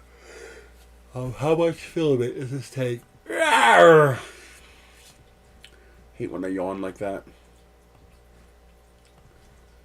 Let's see. Okay. I know the top and the bottom take less than 2 hours to print. They're actually a pretty fast print. It's all vase mode. So this one consumes 78 grams. I didn't think it was very much. So 78. Stop it. Plus. Go there. Recent factory. Let's do base V2. The base, this piece here, takes 57 grams. 57. That's 135. So I'd like to try to get this down to 70 grams if I can. I don't think I can. Unless the shorter one gets that good. Hang on. Recent factory files. 2v2. Oh, you guys can't see what I'm doing. I might as well show you. And I can print 3 of these at a time. Let's just print 1. And that takes 139 grams. 139 equals. So 274 grams.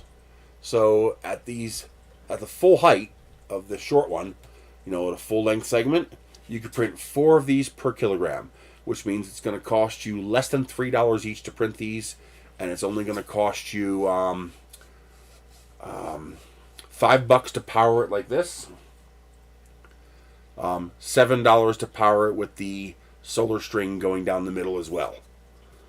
So not bad. They're very cheap. You can't buy a fancy lantern like that, and this is what it looks like. I mean, you can't buy a fancy lantern like that for that price anywhere.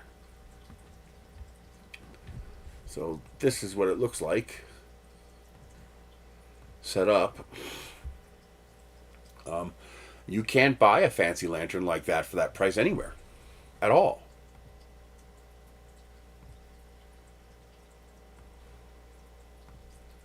So not only is this something you could print yourself, but it's something that you could print cheaper than you could buy it. So I'm pleased with that.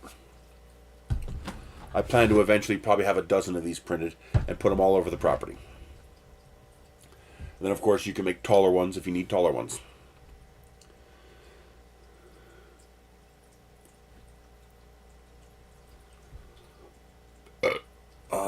Now, can I make that? Let's try to make the short version for smaller printers.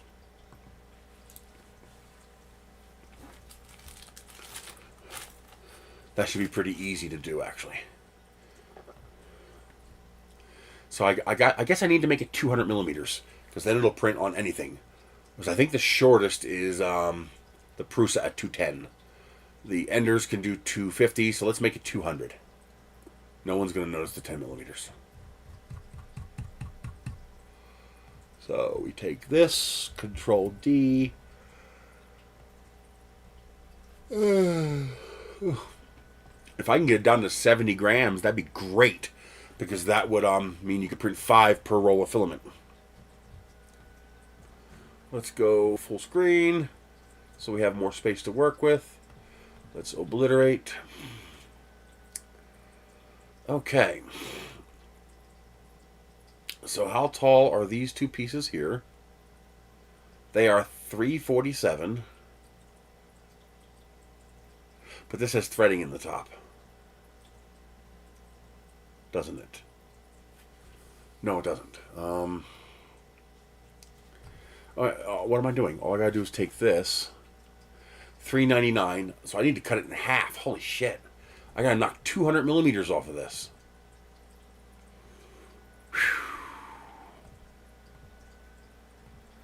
So this has got to be 117. 117. Oh man, that makes it short. Oh boy. Oh, I gotta totally redesign that because that's gonna be a hard print too. Let's bring this down to here.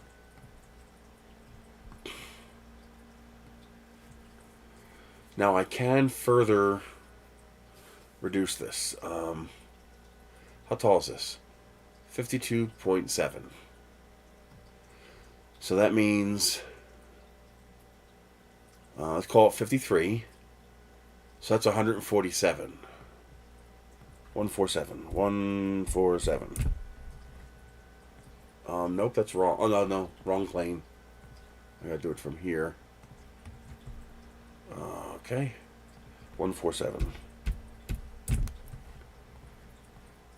So that there is 199.70. I'm just going to take the 10.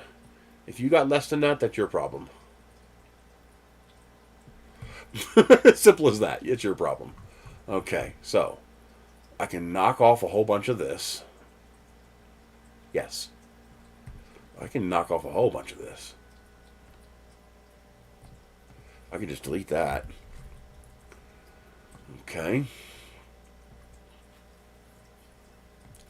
That allows me to make this a whole bunch taller. I can probably knock off some of this. Yes, I can. A little bit. Not much, but a little bit.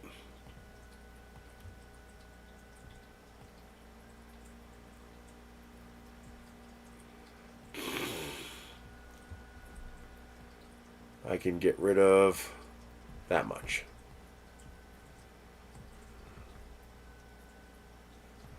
Okay. That's 23. Bring this back. Bring you down to 23. Okay. All right. So the total is 210.7. Where's my phone?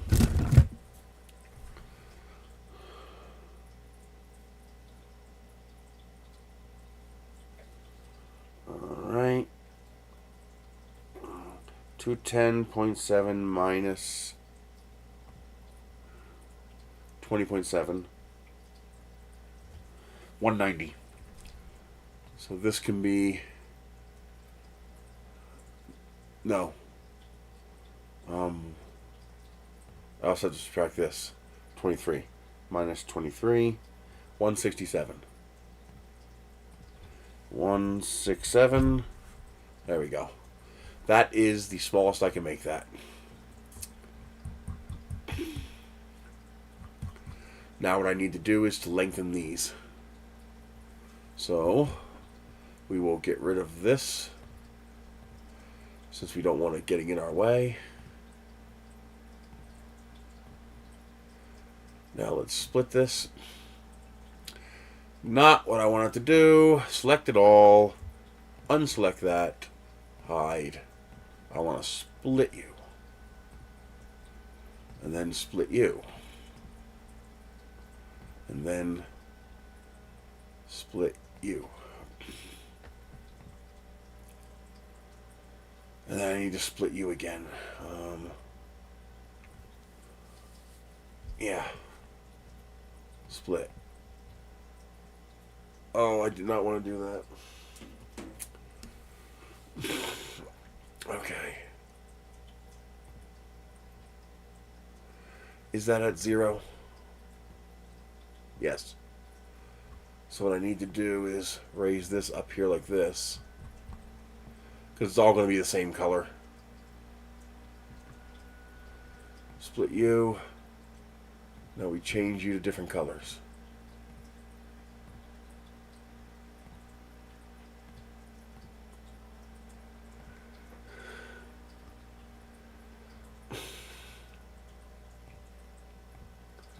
Now we grab it all again. We change it into a hollow, and we lower it down to 0. that's not 0. Oh, I screwed that up. Oh, no, it's not. I got to bring it down to this 0, which is 23.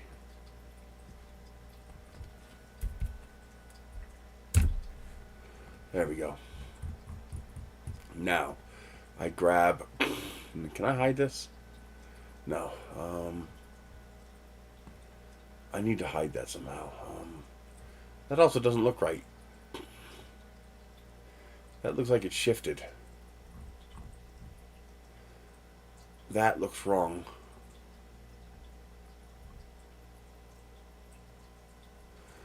I think I need to rebuild these.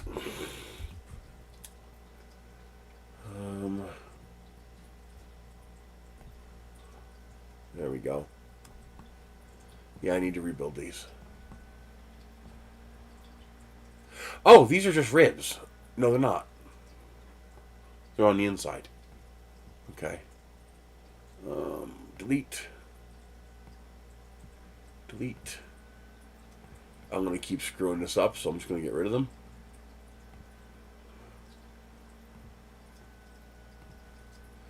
Bring them back. Hide you. Hide you. I'm missing one. I deleted something I shouldn't have deleted.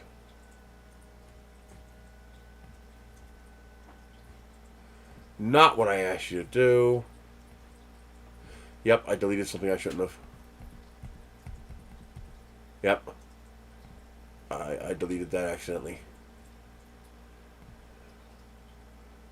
So let's take this and hide it. Take this and hide it. Now, let's get rid of these.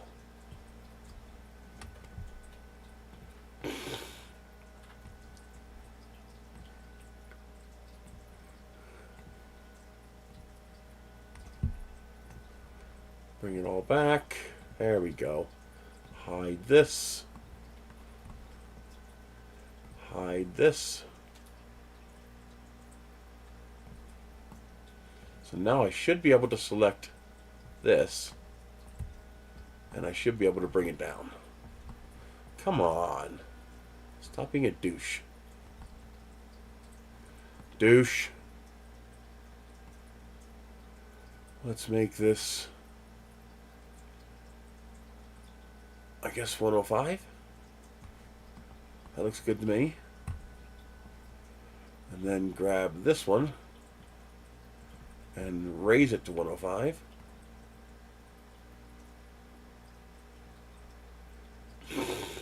There we go. Now, I could also vein it, and I'll use a lot less plastic, but I think this looks prettier. This is Tinkercad. I'm doing pretty good, Donk. How are you doing? This is Tinkercad by Adobe. Are these centered? No, they're not. How did that get uncentered? Something got shifted somehow. Center, center. Okay. Let's hide this. Hide this.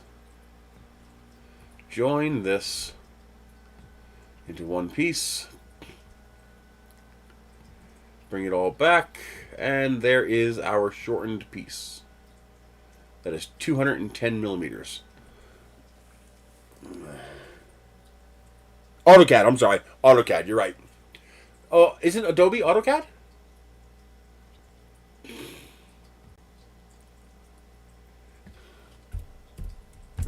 Oh no, Autodesk. Autodesk. AutoCAD is a program made by Autodesk. It's Autodesk Tinkercad. That's right. So that is 210. Oh, that's too tall. Oh, I could just shorten this by 0.7. 166.3. 166.3. Lower this by negative 0.3. And now we are 200 millimeters. How is that possible? Oh, I screwed up.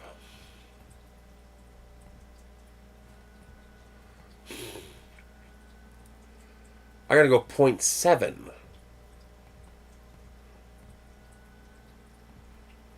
166.3. 166.3. Which is a 0.7 millimeter drop. Then I take this and do a negative 0.7. Negative 0.7. There we go. Now we are 210. So even a Prusa can print this. Hey Mike, how are you doing? I've never used Blender. Okay.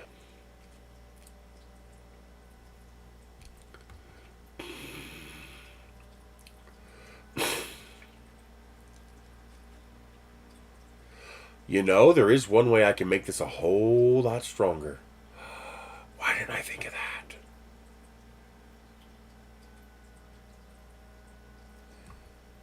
Why didn't I think of that? Okay.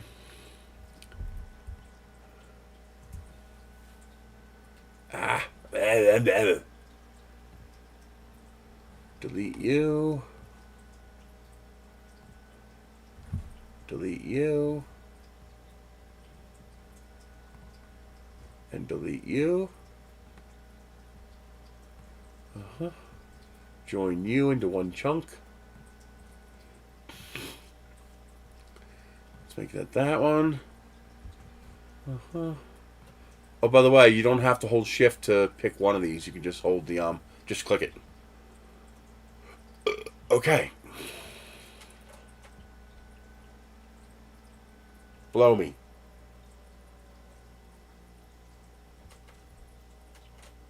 Fucking assholes. I can hear the mice. I can hear a mouse. Alright, how tall is this? This is 23. So we take this, we raise it to 23. 23. And we lengthen it. And we make it 166.3 tall. 166.3 tall. Oh. Oh, that breaks the top if I do that.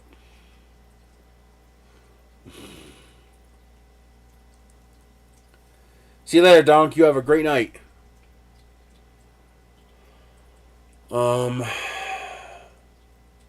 You know, I could make... No, this part down here has to have threads. But that's the only part that has to have that. This part doesn't have to have it. I could get rid of that altogether for this part. This part only needs an outer perimeter. I can make this a whole lot lighter, I think.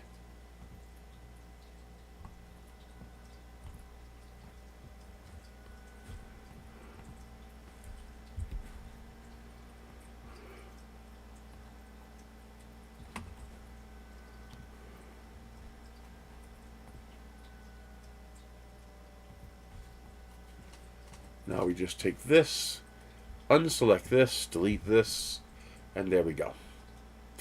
Yep, that'll work.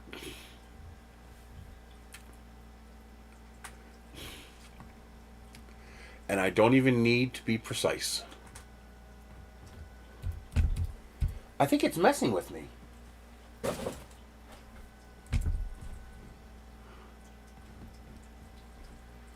I think I can get away with this. This part needs to be a proper vase because it needs the inner perimeter. But this only needs an outer perimeter, which means I think I can get away with doing something sneaky. Like this.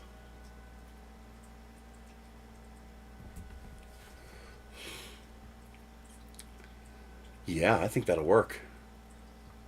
Which means I don't need this. Actually, I do need that. I don't need the blue one. So let's hide the blue one for now. I need this to be solid. Now the one thing I will have to do is I'll have to cut this. Okay, let's get rid of this for now. Yeah, I gotta trim that. So we have to do this.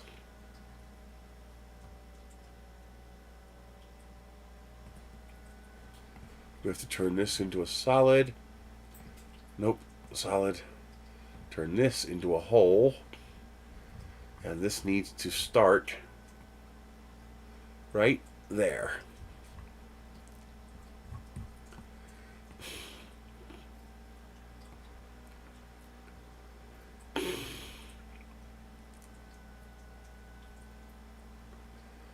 So I'd say about like that. I think that'd be plenty. And I think I can do the inverse.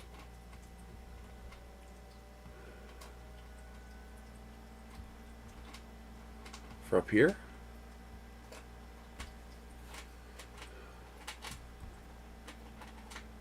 Because it just does not need to be that stiff. So this, and this. Okay. That retains compatibility. Bring everything back. Get rid of the blue one for now. I'm going to hang on to that in case I want to do something with it. Okay. Master ring.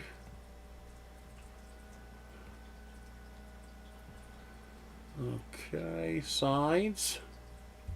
Align. Here, here, here, and here. Okay. Duplicate. And then rotate. Sit on and rotate. How about, yeah. And then continue duplicating all the way around. Oh yeah, that's more than strong enough. If that ain't strong enough, nothing is. I probably don't need that many ribs. And then we take this, join it. I probably don't need anywhere near that number of ribs. Let's see what the mass comes out at. And then this, I can scale. Well, no, I can't. I can't scale that.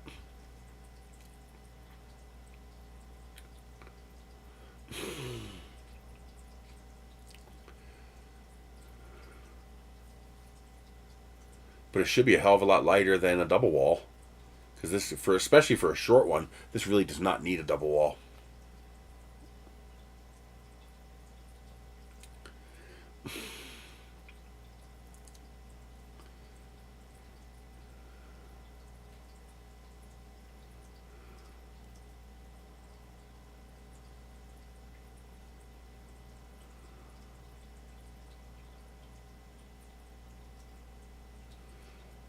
Although I realize I just made a mistake.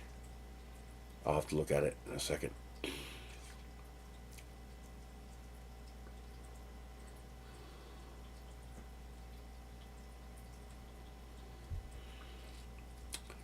Come on. It's not that complicated. Yeah, there's no complex shapes here.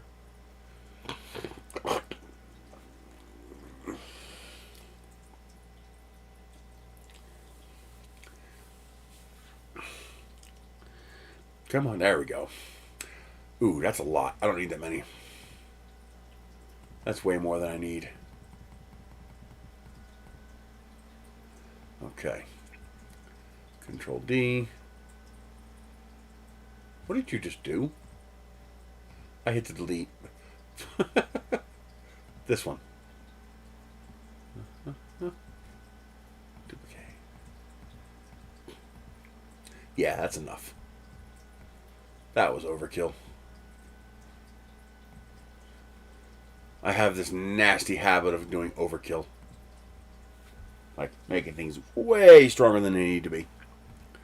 And then join this one. And this is going to be tube V2 short. V2S for short.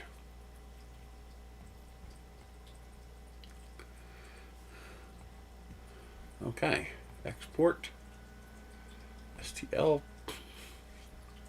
I might have to make this like 0.2 smaller to compensate for the ringing that will occur. All right, let's see what that looks like in the.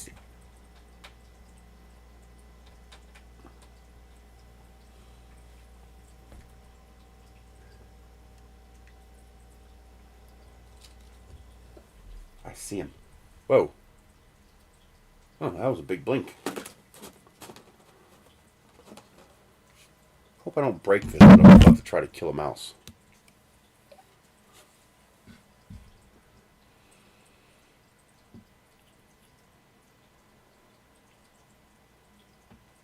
I saw him. I'll wait till he comes back.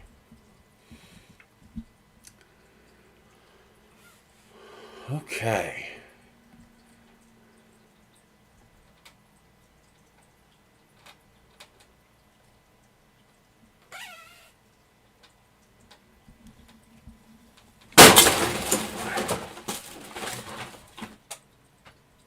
Did I get him? Oh, he got away, son of a bitch! He got away! I just split my trash can. Well, this is strong.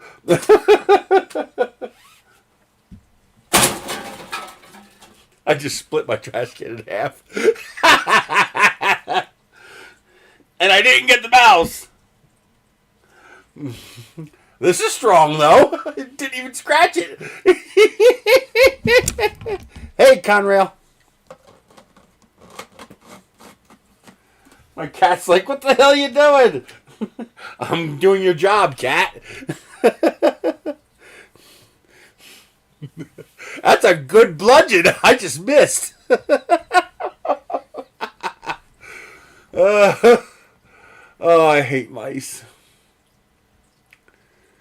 So let's do this one.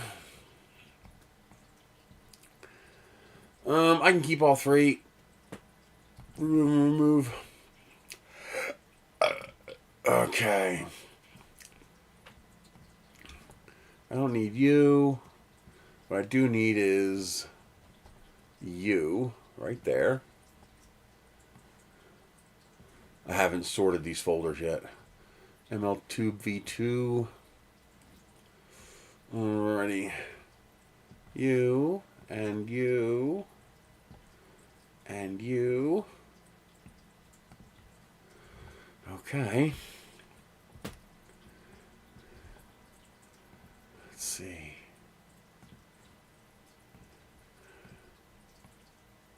That is number one. That's going to go here. This is number two.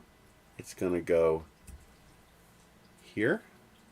And number three is going to go here. And layers 0.4 ought to do it. Select models, the first one. Select models, the second one. And select models, the third one.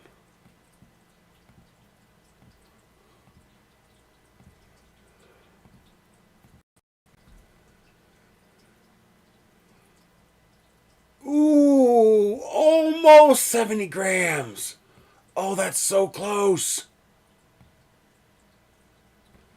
That's 222 each. Oh, man, that's close. So 222 divided by 3, 74 grams. Oh, if I could lighten this up just another 4 grams, you'd be able to print 5 of these per roll. All right, let's see how this looks.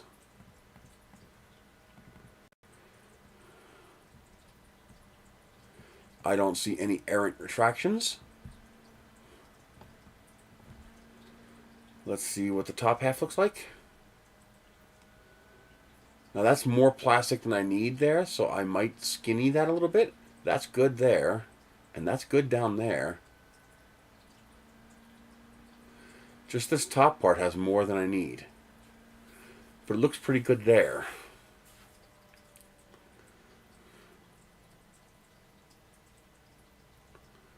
I might be able to get my 4 grams just in there. Let's see how this looks.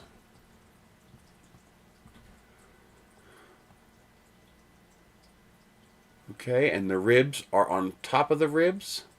There's only a 1mm shift right there. Okay. And with the ribs being on top of the ribs, they will be stable. Yeah, that looks good. I'm going to go for the 4 grams. So let's get you out of the way. Let's bust you apart. Oh, I can just back up.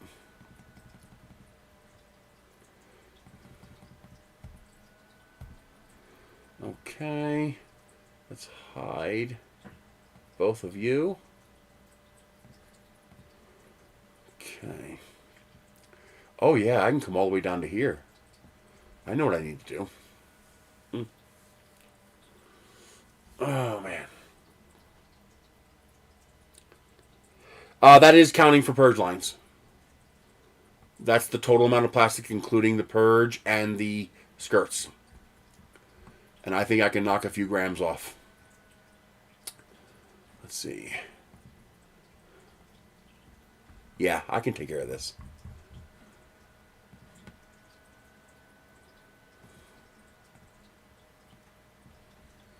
Align, freeze, you, join. Okay.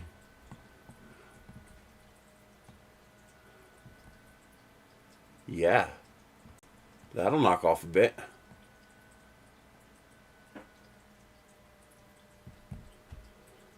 Okay. Join, hollow, bring back the parts. We still, ooh, that's a little close, but I think it's good enough. Okay. We take this, we duplicate, ring around the rosy every 45. Okay. Delete, join.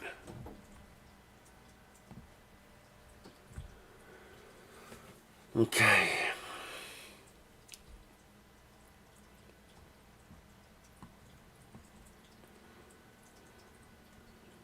Okay. Downloads, already got rid of it. Export.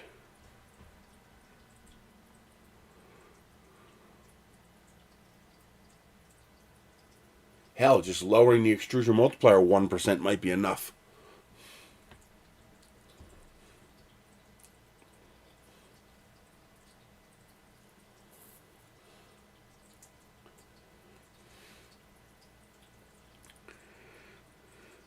Because ideally, if I can get this down to 200 grams, then you could put 5 of these per roll, as long as you don't fuck up. But again, vase mode, hard to screw up. And there are other things I can do. I can knock a couple grams off the other parts too.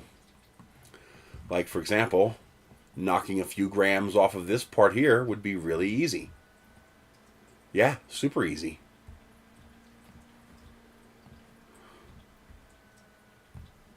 There we go. All I have to do is take this and lower it down to 50.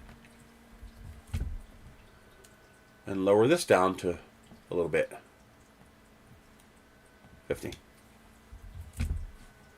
There we go. I just took a couple grams off of that.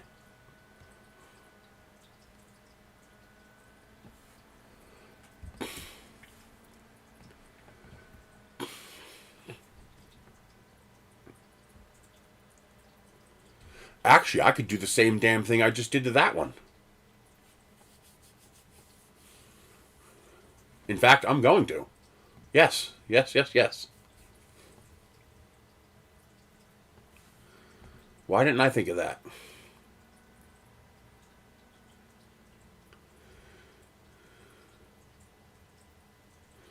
Come on. There we go. Get rid of you.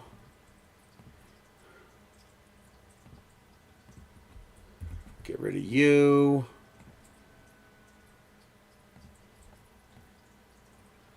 And get rid of you.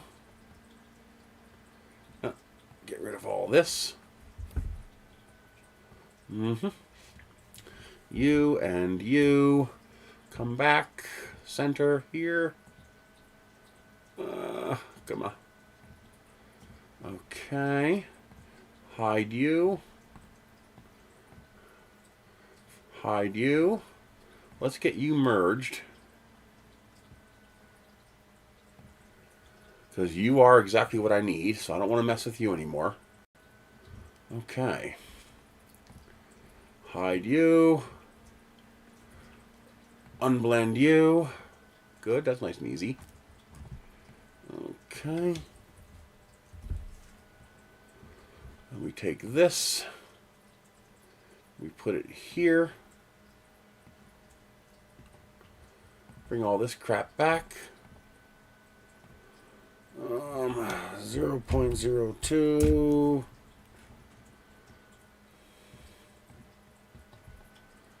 Center everything. Now we just bring you in a little bit. So all we need is a little bit of ribbing right there. For strength, let's this is the base. No, wait a minute, I can't go in any more than this.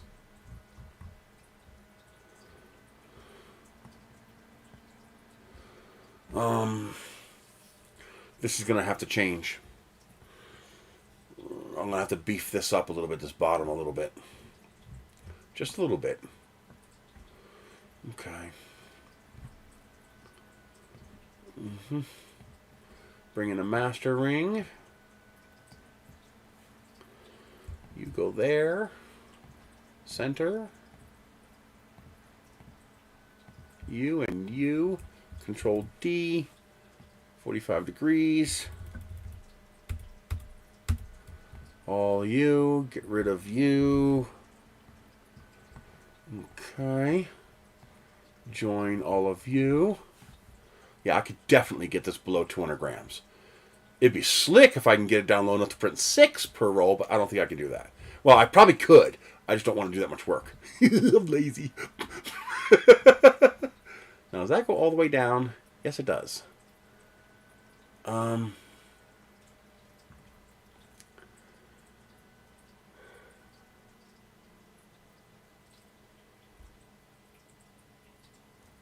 know what I need to do.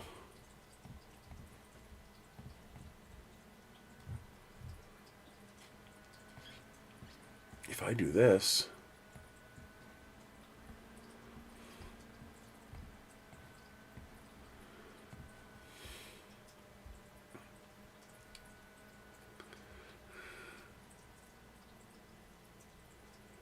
no, I can't do that.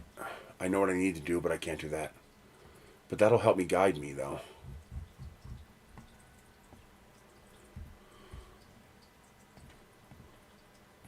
What I need is to do this.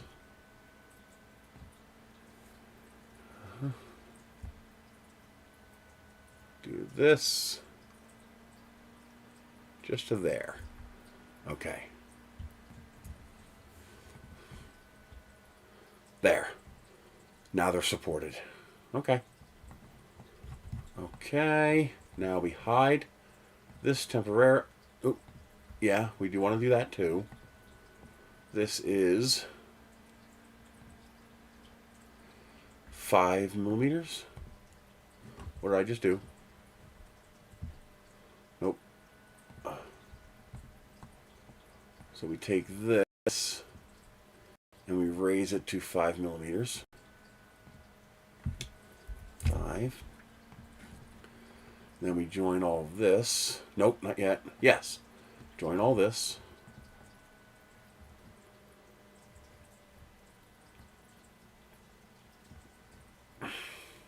Hide this.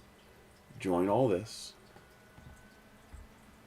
Bring it back. Now we got to add some gussets. Okay, that's going to be as simple as this here. We're going to make this 2.3 millimeters wide. We're going to bring it over to here, and we're going to shrink it down.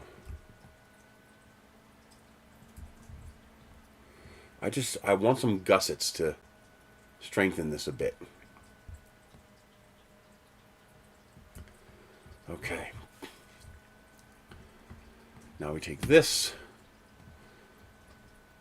center it. Now we add a master ring. Sides.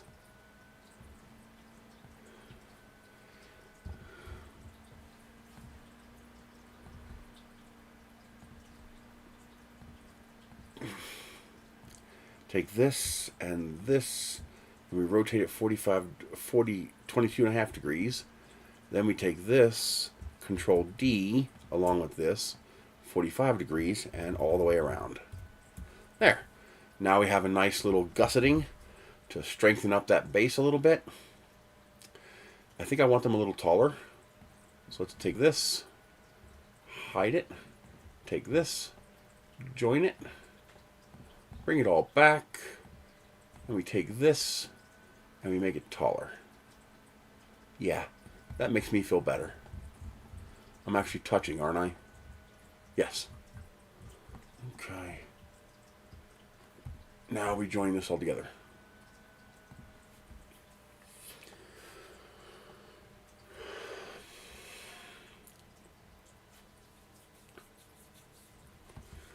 This is going to be base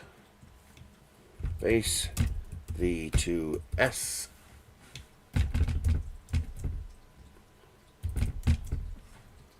Why do you keep adding that? Okay. And I don't think I want to lighten this up any. I could lighten it up a little bit, but I don't want to. This is nice and strong.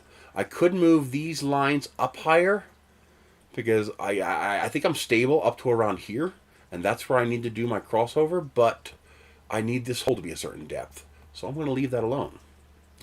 I'm just going to deal with the mass of the top because this needs to have the strength to it needs to have the strength to hold the lights. And I think we've made the other parts more than light enough to fix this problem. Okay. Let's bring in the new parts over to here. We should be replacing one. Yes. This should warn us. Yes. It should have asked us for all three. I don't think it did.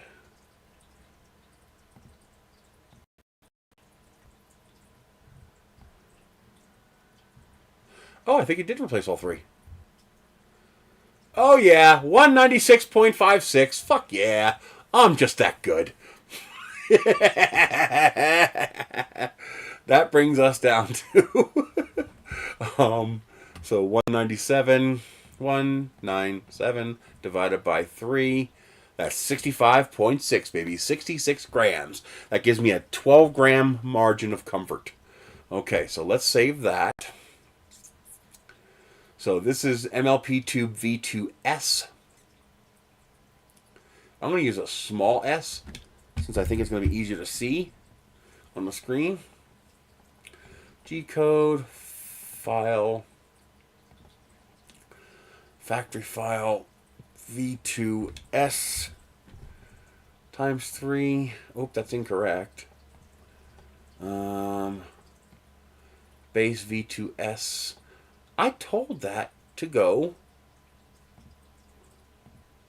small s. Do not disobey me. Oh, that's the... Oh, no, I'm sorry. That's the, G-code, or STL file. And now we can also... Now it's factory and G-code. We can also alter the base. Okay.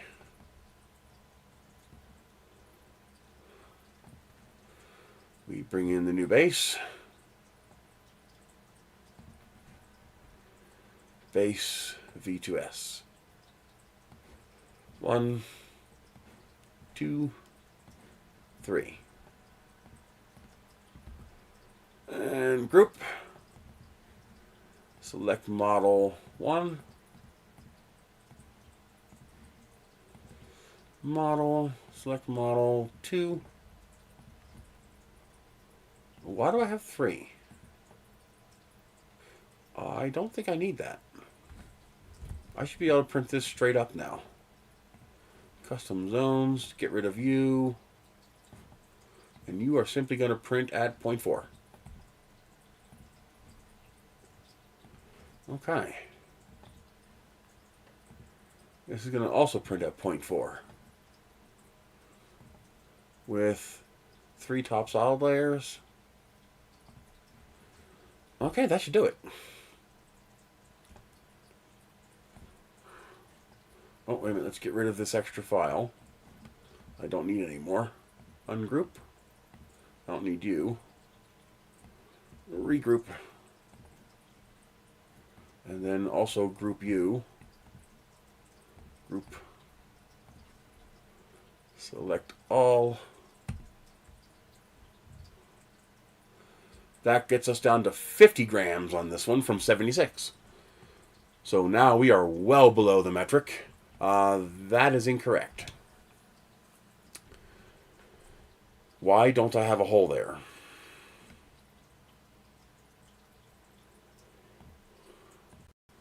I mean, it's not a big deal, but I'm well below budget. But yeah, I see a hole.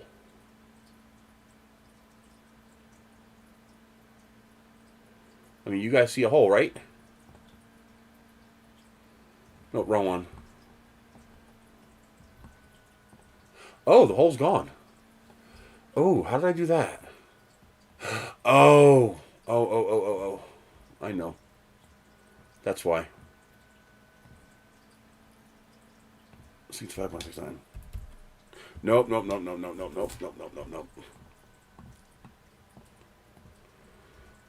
I've got to split you. There we go. I forgot. 45. There we go. Yeah, my bad. Part overlap.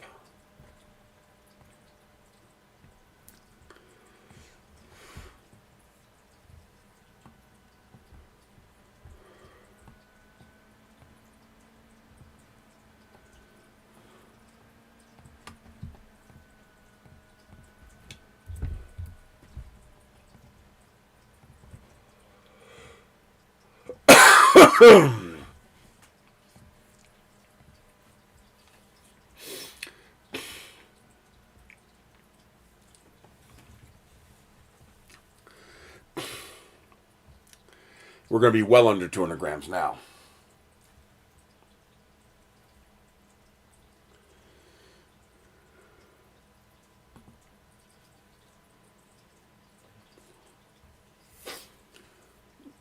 Oh, come on. Don't make me wait.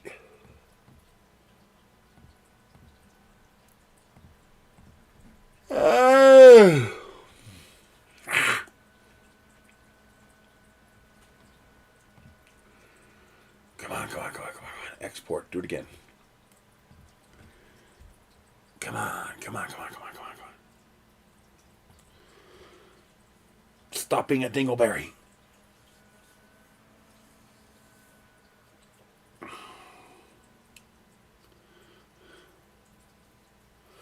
Actually, I should be able to print all 3 parts at one time now.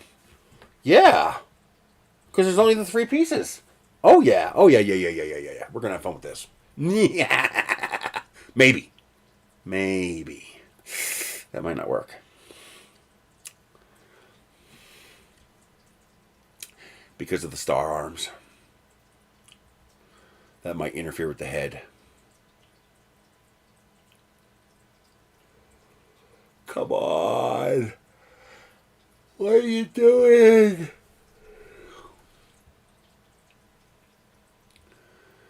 I don't know why this is taking so long.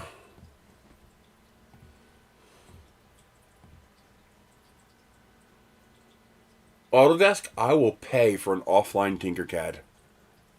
Okay? I want an offline Tinkercad so bad. something I can own, something I can download, something I never have to phone home for. I want an offline Tinkercad. I would pay money for an offline Tinkercad.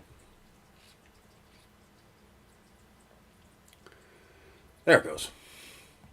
Yay!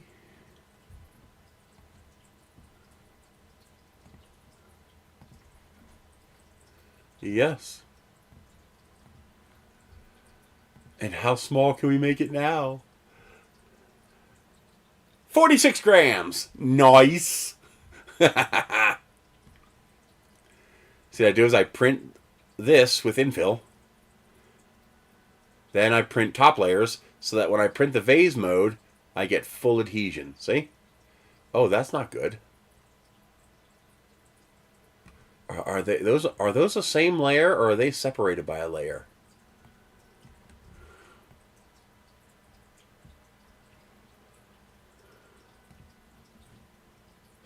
Oh, wow. Why is that separated by a layer? That's weird. I mean, I think I know how to fix it, but that's just strange. Also, why are these protruding into the center? I can fix that. It's annoying that I have to keep fixing it, but I can fix it.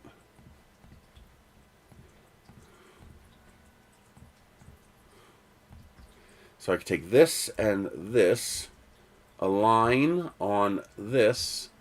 It is aligned. So why is it separate layers? That should not be separate layers. They're aligned with each other. Why is it doing that?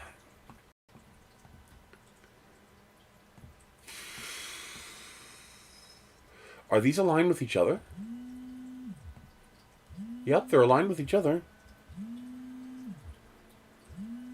Sorry, Logan, I'm busy. Alright, let's try resetting.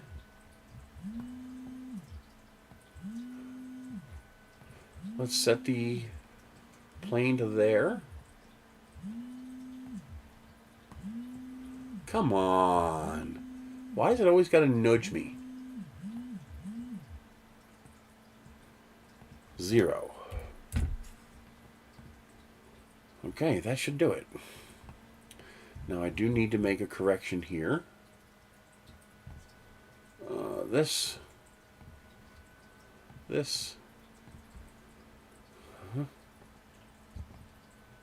29. That should do it. Let's make sure this is centered. I can't see. It is. It is. All right, it's all centered.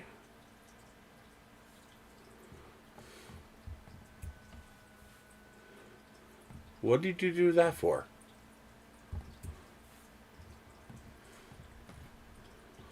Okay. Now this is exactly 5 millimeters. This should not be a problem. Unless this is not.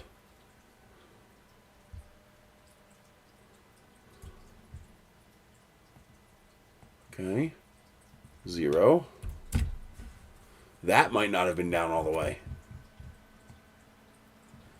Come on. Why would you do that? Okay. One of these parts might not have been sitting on top of each other properly. Let's put this here and make sure this... Of course, it's off the edge of the screen. It's always off the edge of the screen. Always. Why is this all the way out here? Why? Why is this all the way the frick out in here in Timbuktu? Why not put it here? Pain in my butt. Grr.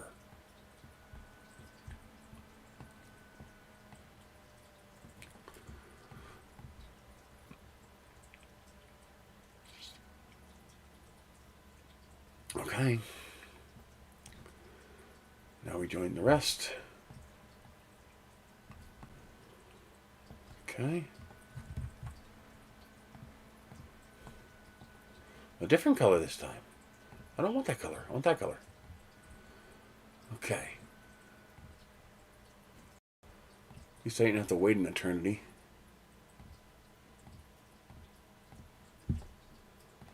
P. Replace. Yes.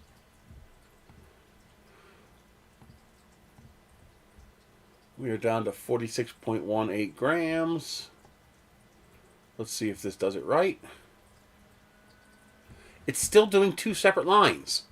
Why? Do you see what it's doing? It's doing 1 layer there, 1 layer there. Why are those 2 separate layers?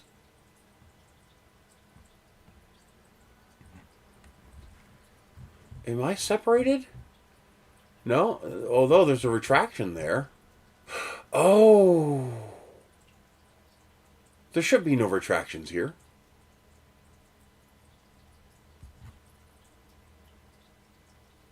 Are they not connected?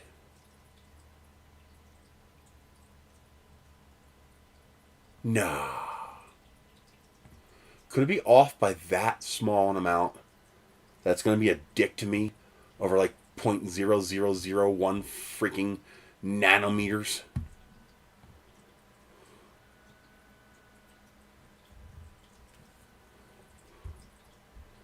There's no way it'd be that much of a dick.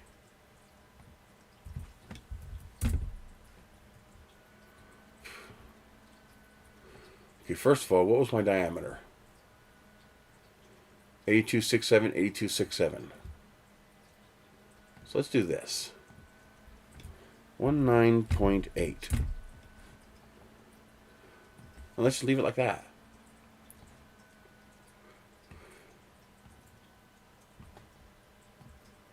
I think they may have been separated, as in these may not have been embedded correctly. Let's see if I can see it. Okay, they look solid now. Although, why do I have that? That doesn't make any sense. That should not be that way.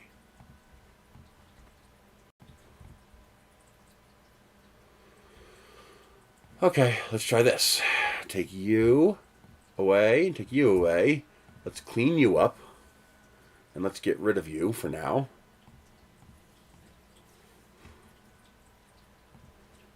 The Tinkercad's glitching on me. It's being a nudge.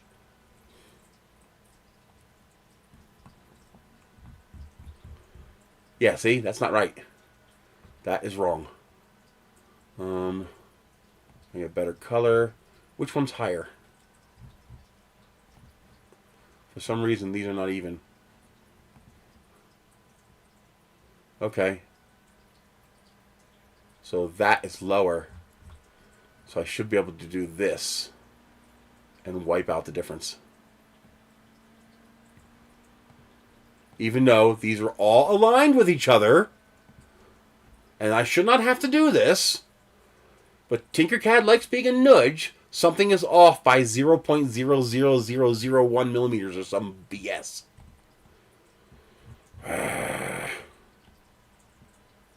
Okay.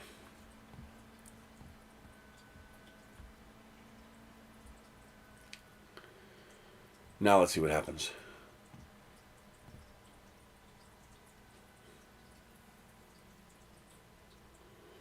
That happens. I don't know how to stop it from doing it. Just every now and then, Tinkercad will do crap like that.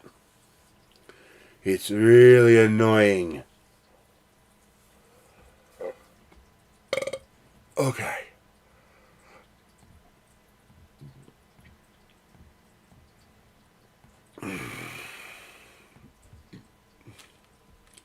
But when you're doing complex phase mode, sometimes things get weird if you don't make sure it's right. Okay, I don't see any gaps. There we go. That little bit. That little sliver. See, now it's all one layer. That little freaking sliver was doing it. That little bit. It's like, what the hell, man? It's like, why do you gotta be a dick? But now we have our gussets, and we are down to 46 grams. And there's our reinforcement. Here's our gussets to make sure to reduce the chance of this cracking from this. And I fattened up this inside of here. So the base is equal on both sides. And that should do it. Okay. Let's make this base V2S. File, save factory as base V2S. Save factory. All right, now we are at 46 grams.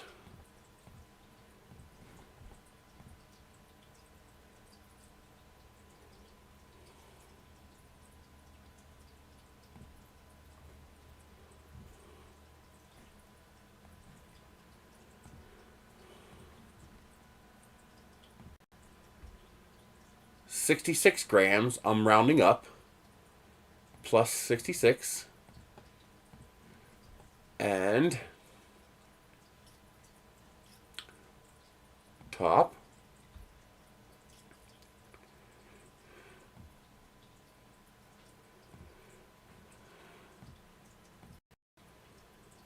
and 78 grams.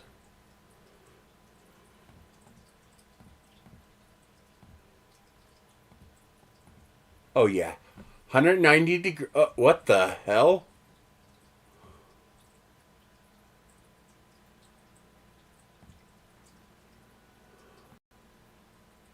There it goes. Whew, that was weird. So that's all vase. And there you can see we transition to the top layers.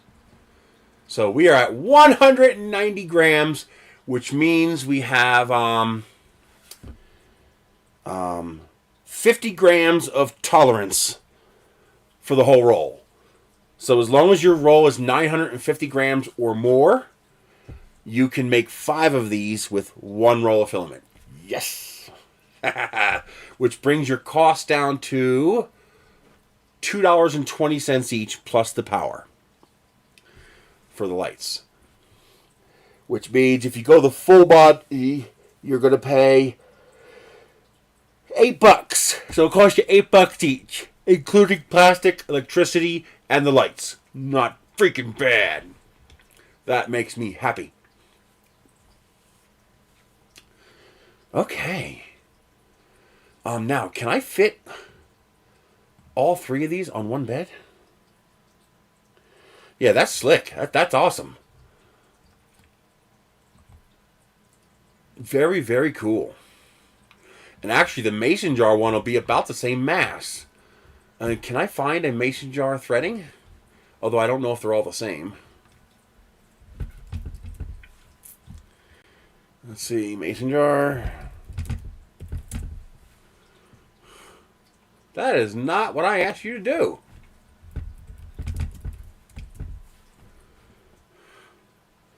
Okay, so here's mason jars.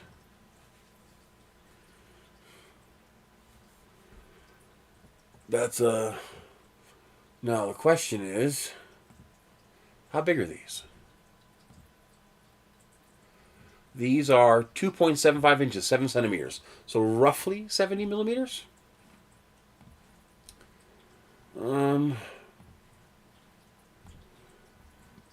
Excuse me, I need this.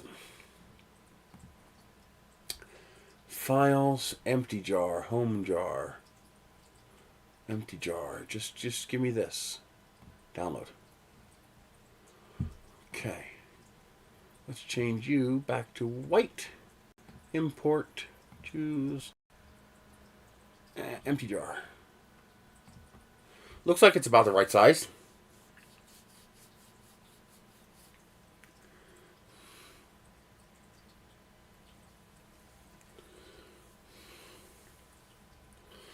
And I can always scale it appropriately.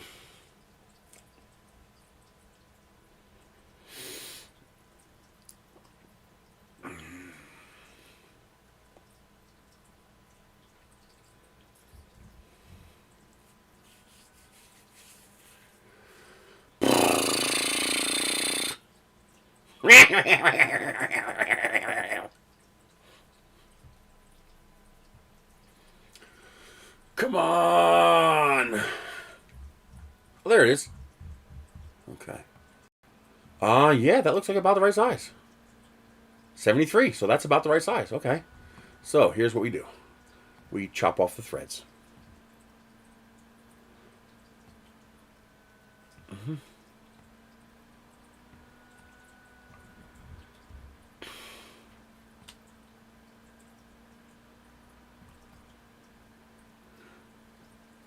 Yep.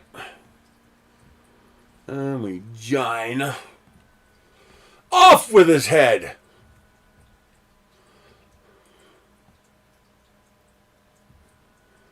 And that is 70.98 by 70.98. So that's roughly what they are. So what I'll have to do is I'll have to print a sample of this. And then go from there. So here's how I'm going to make this work for me. I'm going to take this, lower it down to 0. Okay. I'm probably going to want to save. Let's go MLP Mason. Let's go Mason Threads Hollow. Mason Threads Hollow. Export STL.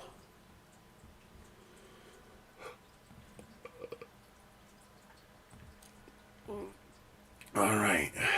21. 21.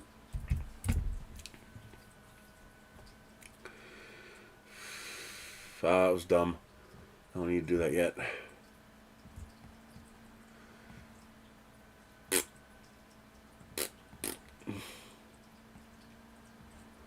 Increase the number of sides. Come on.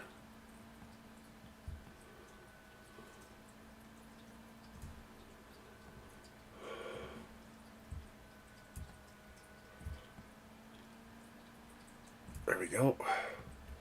21. Not what I wanted you to do. I want you to just change the height, please. Okay. Okay. Let's go 66. Okay. You and you. And solid.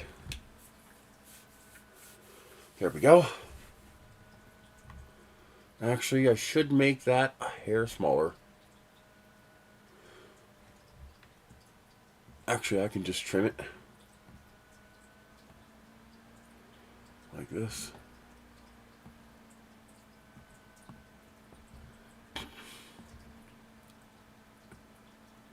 There we go.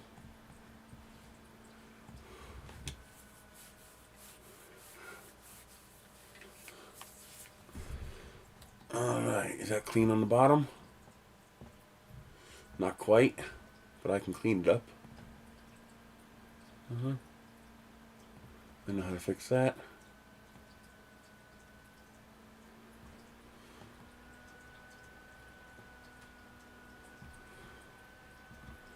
Now what I do is I make it just a smidge taller. 20.02.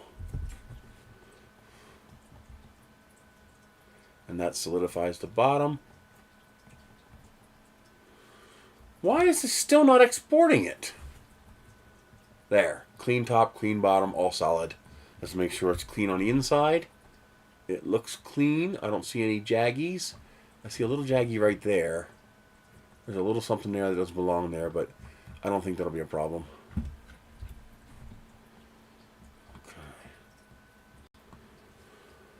Oh, why is that taking so long?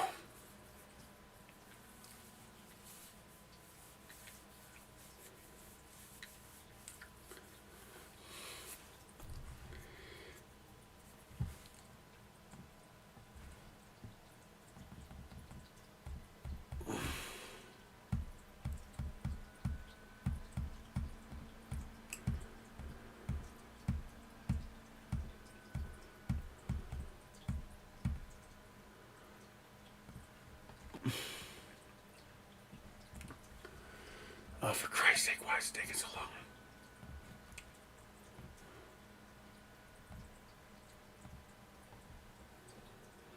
It simply should not be taking this long. There we go.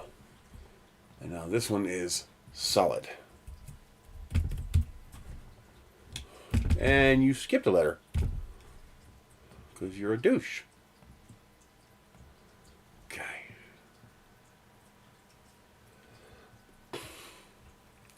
Okay, now I can delete both of these to eliminate their complexity. But first we're going to decimate them in Prusa Slicer. Prusa Slicer. So we are 78 grams. I can't go over 88 grams. I got to keep it down to 88 grams. That shouldn't be a problem. I don't want the configuration wizard. Go away. Go away. Don't be a nag. So hollow. Okay. 4 open edges, auto repaired.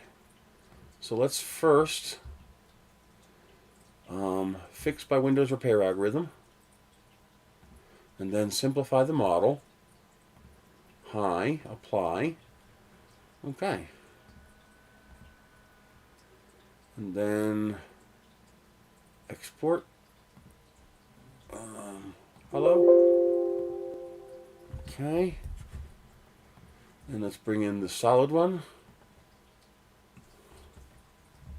This one's already pretty simplified. Auto repaired 6 errors, fixed by Windows algorithm. Simplify model. High. Well, we're not one open edge. No errors. Okay. Export. Solid.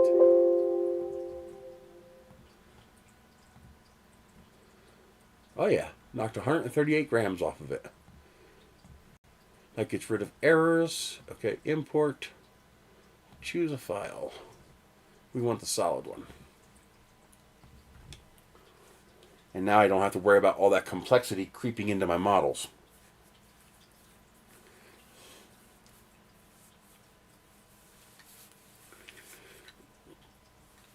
Looks like it's in here somewhere. There it is.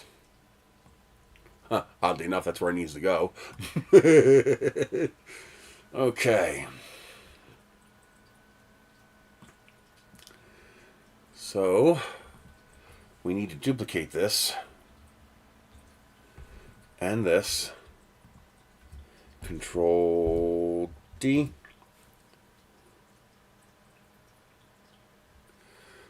It's not letting it do. Oh, you've been here a long time. I can make you a moderator. Here, just repost the link. Hang on, I'll make you a moderator. You've been here forever. As moderator. Standing. Okay, go ahead. You can now post a link.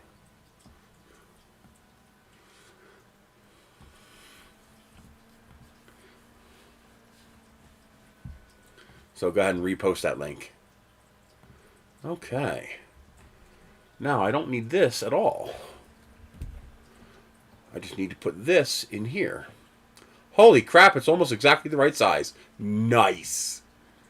Okay. So we are 32.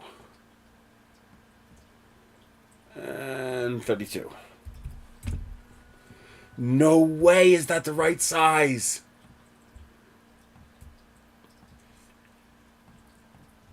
Oh my god, that's crazy. Look at that, it's the right size. I don't have to do a damn thing. What the hell?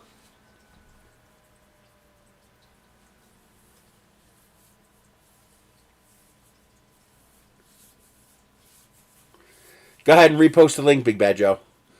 It'll let you do it now.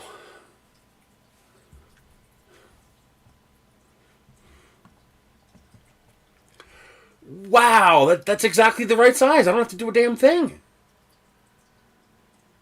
That's crazy. Okay, let's put some ribs on it for strength. I think that kind of ribbing should be more than enough. Come on, stop being all the way off the screen.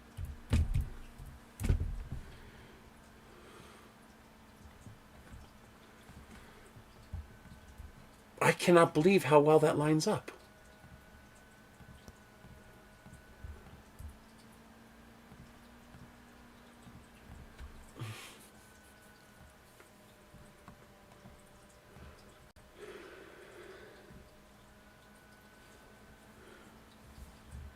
Okay.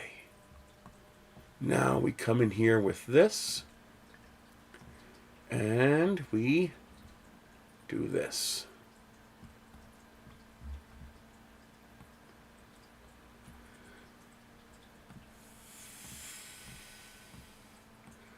And there we go. That gets us our... I didn't want to do that. There we go. That gets us our growth. Okay.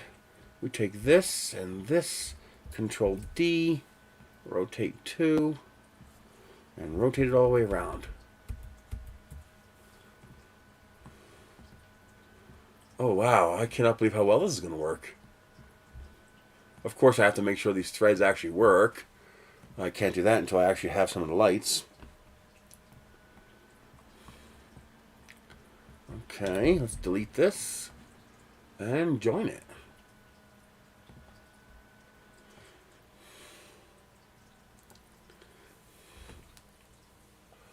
Oh, this is crazy how well this is going to work. Look at that. Okay. So this is MLP Top Mason.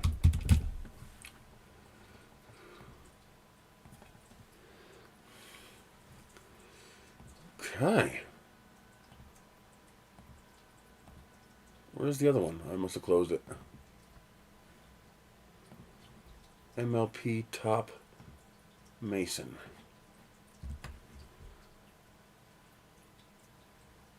Okay.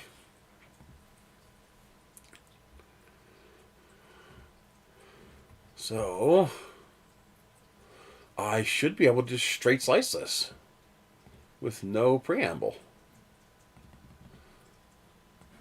I should be able to straight slice this at 0.4. And 62 grams. We are lighter. I have a gap though. Okay, that I'm going to have to thin out that gap. That's no good. Okay. See how wide it is right there? But I already know how to fix that. Okay. So, what I do is I come in here with a ring, like this, increase the radius to something like this, make it a hole, increase the number of sides. This is not going to be centerable. I want to do this. And then center on this.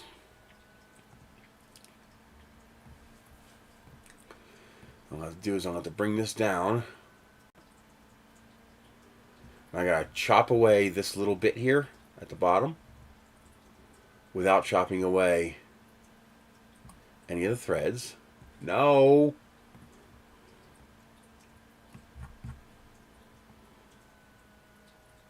Okay, we're good. Alright, now what I need to do is I need to keep chopping. So wall thickness 2.6. Let's go to 3. 3.2. 3.3. 3.5.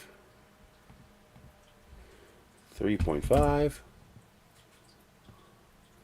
And 3.6. 3.7. 3.8 is going to be it. There. Take this and this. Chop. Okay. So we get rid of that. And now I have to put a replacement for that in there, which is going to be a cone. Oh, wait a minute. Actually, I'm probably going to have to skin that a little bit more.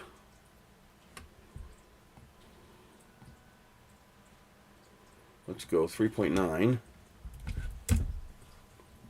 Okay, I think 3.85. Okay, now we take this, we unsplit, take this, and we cut it like this. Okay, now what we have to do is take the diameter of this, which is 70. We need a cone. Okay, increase the number of sides. Base radius is 35. And the top radius is going to be something else. Let's make the height 5. Perfect. And this is going to be like 30. Okay. This can't be purple. It's hard to see. But lavender's okay. We take this, and we center it on this.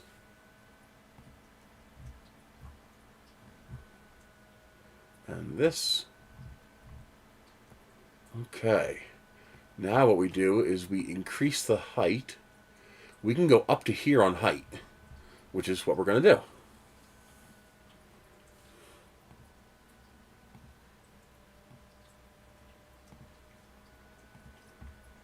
Here we go. Increase the height until we get right about there. There.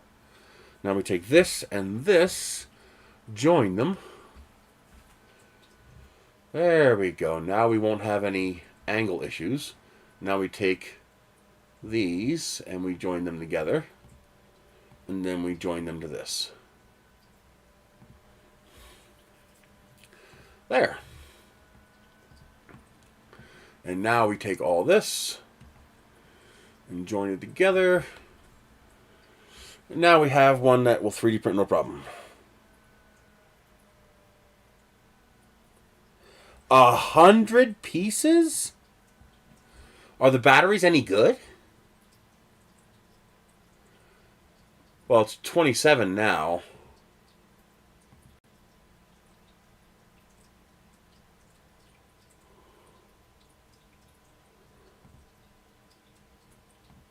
It's a bit more money now. It's $28 now. But still, that comes with batteries?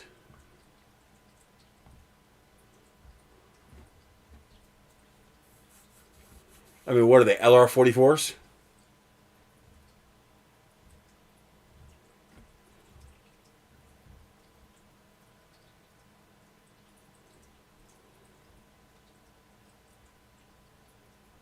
I'm guessing they're the little LR44s.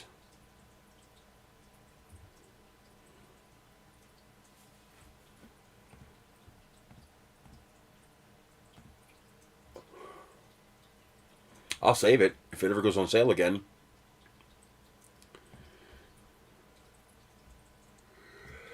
What's it come with? 3 LR44s each? That's 300 LR44s? That's actually not that great a deal. Hang on.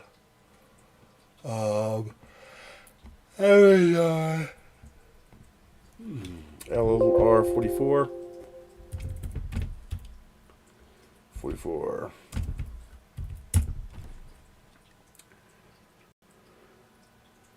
No, I could buy the batteries cheaper.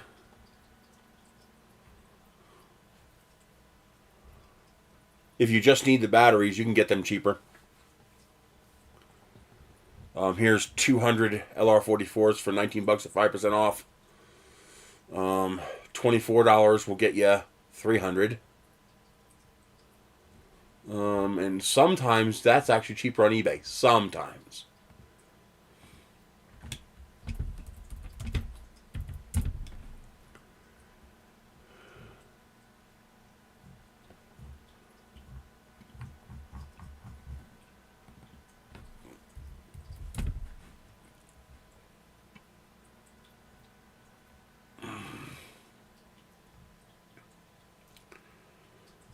Nope, Amazon's cheaper. $2 cheaper on Amazon. That's a little bit cheaper, $15.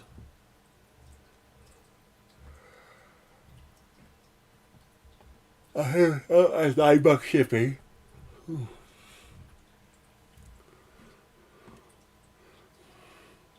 Yeah, if you just need the batteries, you can get the batteries cheaper. Why is this up? Go away. Okay. But still, that's pretty damn cheap. Considering you get all those lights with it. So if you need a whole bunch of LED strings, that's not bad. Wow. That's incredible they could sell it that cheap. Absolutely incredible. Okay.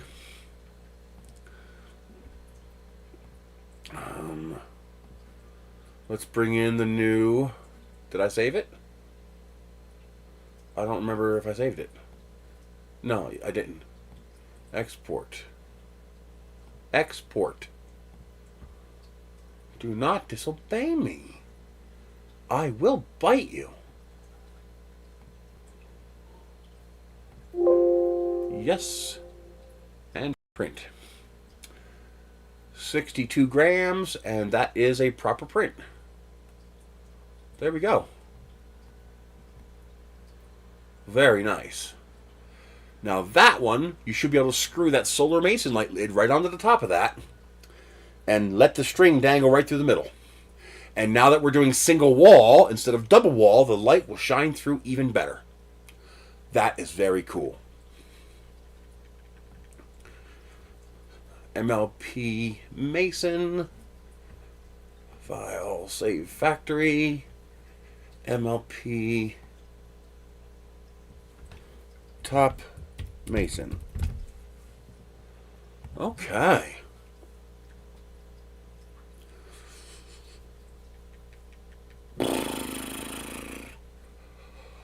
Fantastic.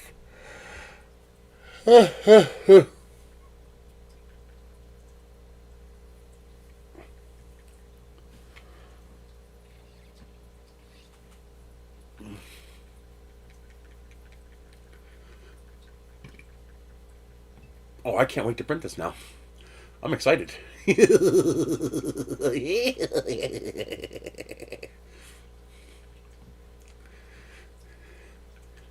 And now I have some mason jar files to work with. These are books, aren't they? No, these are... What are these? Oh, these are 3D models. New 3D models. Let's get these in here. And these in here. Okay. These still have to be organized. I can take care of all this later. Okay.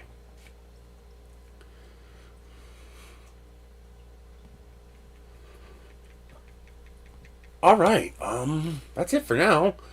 I'm happy with that. So I'm going to refine the garden flags just a tiny bit. They'll be on my Patreon, but I'm also going to put them up for free on printables and whatnot. I'm going to test print the new files for the lighter version of this, because this is way overkill in strength. It does not need to be that strong. And get a print out of that. And then I'm thinking about printing one in transparent and see how it comes out. But then it doesn't look that great during the day. I don't know. I'll have to see. Although I think I might have enough of Blood Diamond Red to print one. I think that'd look pretty cool.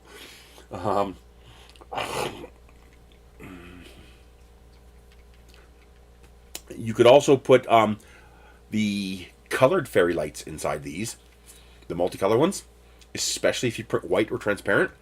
And because it's a screw top mason lid, you could just change it, pop it out, turn it off, put the multicolor one in, and you're good to go. So you could do like holiday versions, like you can have like cold white for New Year's and birthday parties, and maybe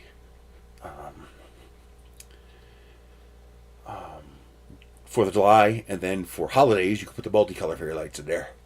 For like Christmas and Easter. And there might be, I wonder if they have other, oh man, my eyes are getting nasty. I wonder if they have other colors in the mason jar ones. Like orange for Halloween and fall, and different things like that. But that's it. I'm going to get going on this. I want to try to get the RGBIC inside of one. After I have to print one in white first to see what it looks like lit up. Figure out how I'm going to suspend it inside. If I get the string light, it's going to be pretty easy. Just a rubber band on the bottom and a rubber band on the top to hold it straight, hold it stiff. Now, the only problem with the rubber band is that it's going to fail eventually. I could use a pretty heavy-duty rubber band because it doesn't need to be under a lot of tension. Just have a lot of rubber so it lasts for 5 or 6 years. And, you know, so basically the time that you're going to have to replace the batteries, you'll have to replace the rubber. That would work out well. Man, is it cold in here. But yeah, I am super stoked with the garden flag holders. I am super, super stoked with this. Not sure what I'm going to do with it yet because this is like 600 or 700 grams of plastic and I still have to print the cap. But I love the way it looks. So I'm looking forward to doing something with this. I'm probably going to get rid of this and have no opening here. Just have this be hollow. And put a mount on the bottom. You know, have a pole on the bottom and mount these. But then again, I have these now. So I don't know if I need it. But I still want to do it because I love the way it looks. Except I have no more of this orange. And I love this orange. Basically MRS, the modular, let's call it MLP, modular light post. Yeah, there you go. Modular light post. So we're going to have the big light post, which is also modular. And I might beef up those arms on the top. I might beef them up a little bit. If you're going to blow 2 kilograms, you might as well blow another 100 grams on each and beef up those arms a bit. And maybe try to print them so that they require 3 screws to hold it in. And that'll allow you to hang more weight on those arms. That's alright. I'm getting ready to close up. I'm just going through finishing now. So I might redesign the arms so that they're a little beefier. I want to get some of the Christmas lights printed. I'm going to see if maybe Polymaker might want to work with me and get a dozen of those Christmas lights printed. And I think that'd be fun. Those would also be, matter of fact, ooh, that's what I can use this for. I'd have to figure out if there's a way to split the command code in half. Because you're controlling linearly, if I fold it back up on itself, then it's going to be running in opposite. If there's a way I can, although, wait a minute.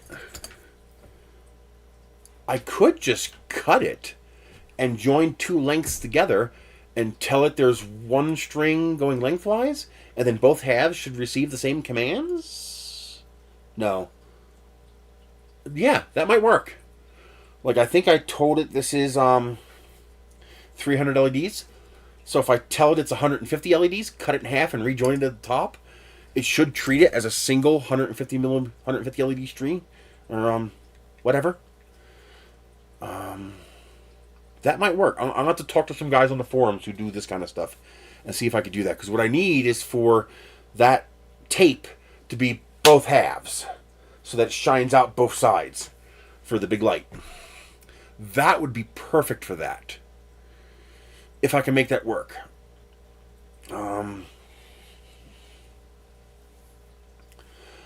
Or if I can leave it 1 string and program the 2 halves. I don't know how granular the programming is. For static colors, that won't be a problem, but for animations, it'll be a problem. And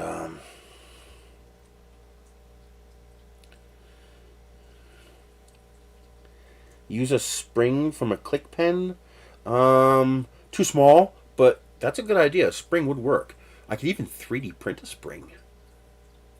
Yeah, 3D printed spring would work because it would, I mean, just print it wider. I mean, all we're doing is applying just a tiny bit of tension. We're not applying force, just the tiniest bit of tension, just to keep that light in the middle. So, like, if it rocks around a little bit, that light doesn't bounce around too much. I could probably even 3D print a spring. Good idea, Jerry. Big Bad Joe. Good idea. 3D click pen string would be too small, be too fiddly.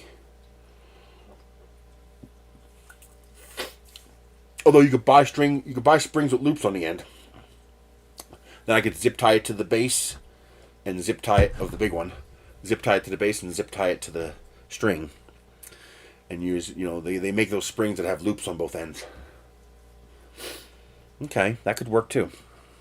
And that would solve the longevity problem. So the flagpoles look good. The MIDI light looks fantastic, especially once I lighten it. And you can actually get it down to, if you want it to be really short, if you get rid of this stalk and you just do these two parts here, like if you want short little lamps, if you do this, now you're at just over 100 grams each. You're at like 120 grams each. You could print like 8 of them per kilogram. But I prefer the slight little bit of elevation. Although the new ones will be shorter. But that also means it's printable on any printer. But yeah, I'm gonna do a test print later. And matter of fact, I'm gonna load it up now. Yeah, I'm stoked. This is fun. This is turning out good. As soon as I'm finished the white version of the 7-foot post, I will post the for sale files for that. But of course, if you're on my Patreon, you get it for free. And I'll make the files available for free on printables too. You just won't get all the custom G-code. That'll be my freemium add-on. You'll get all my custom G-code. You don't have to figure it out yourself.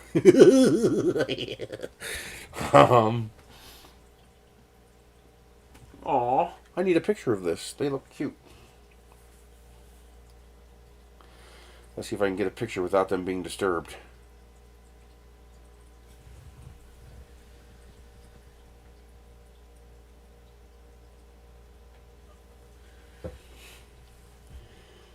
Aww, my cute little kitties. I love my kitty cats.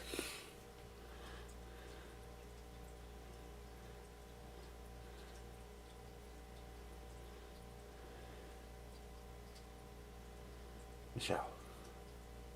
But don't send it yet, 'cause she's going to call me as soon as I send it. That's it. Oh, and I'm super thrilled.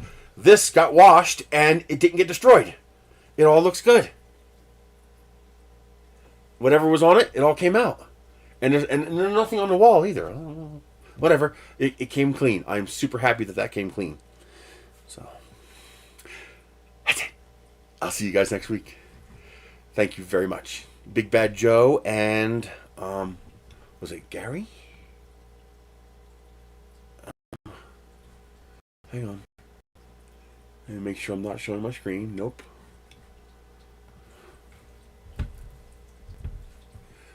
Let's see. I want to make sure I give credit. So,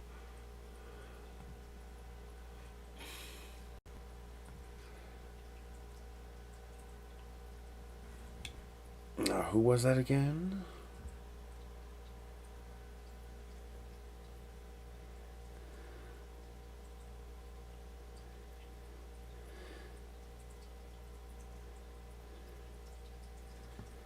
So thank you to Big Bad Joe, and thank you to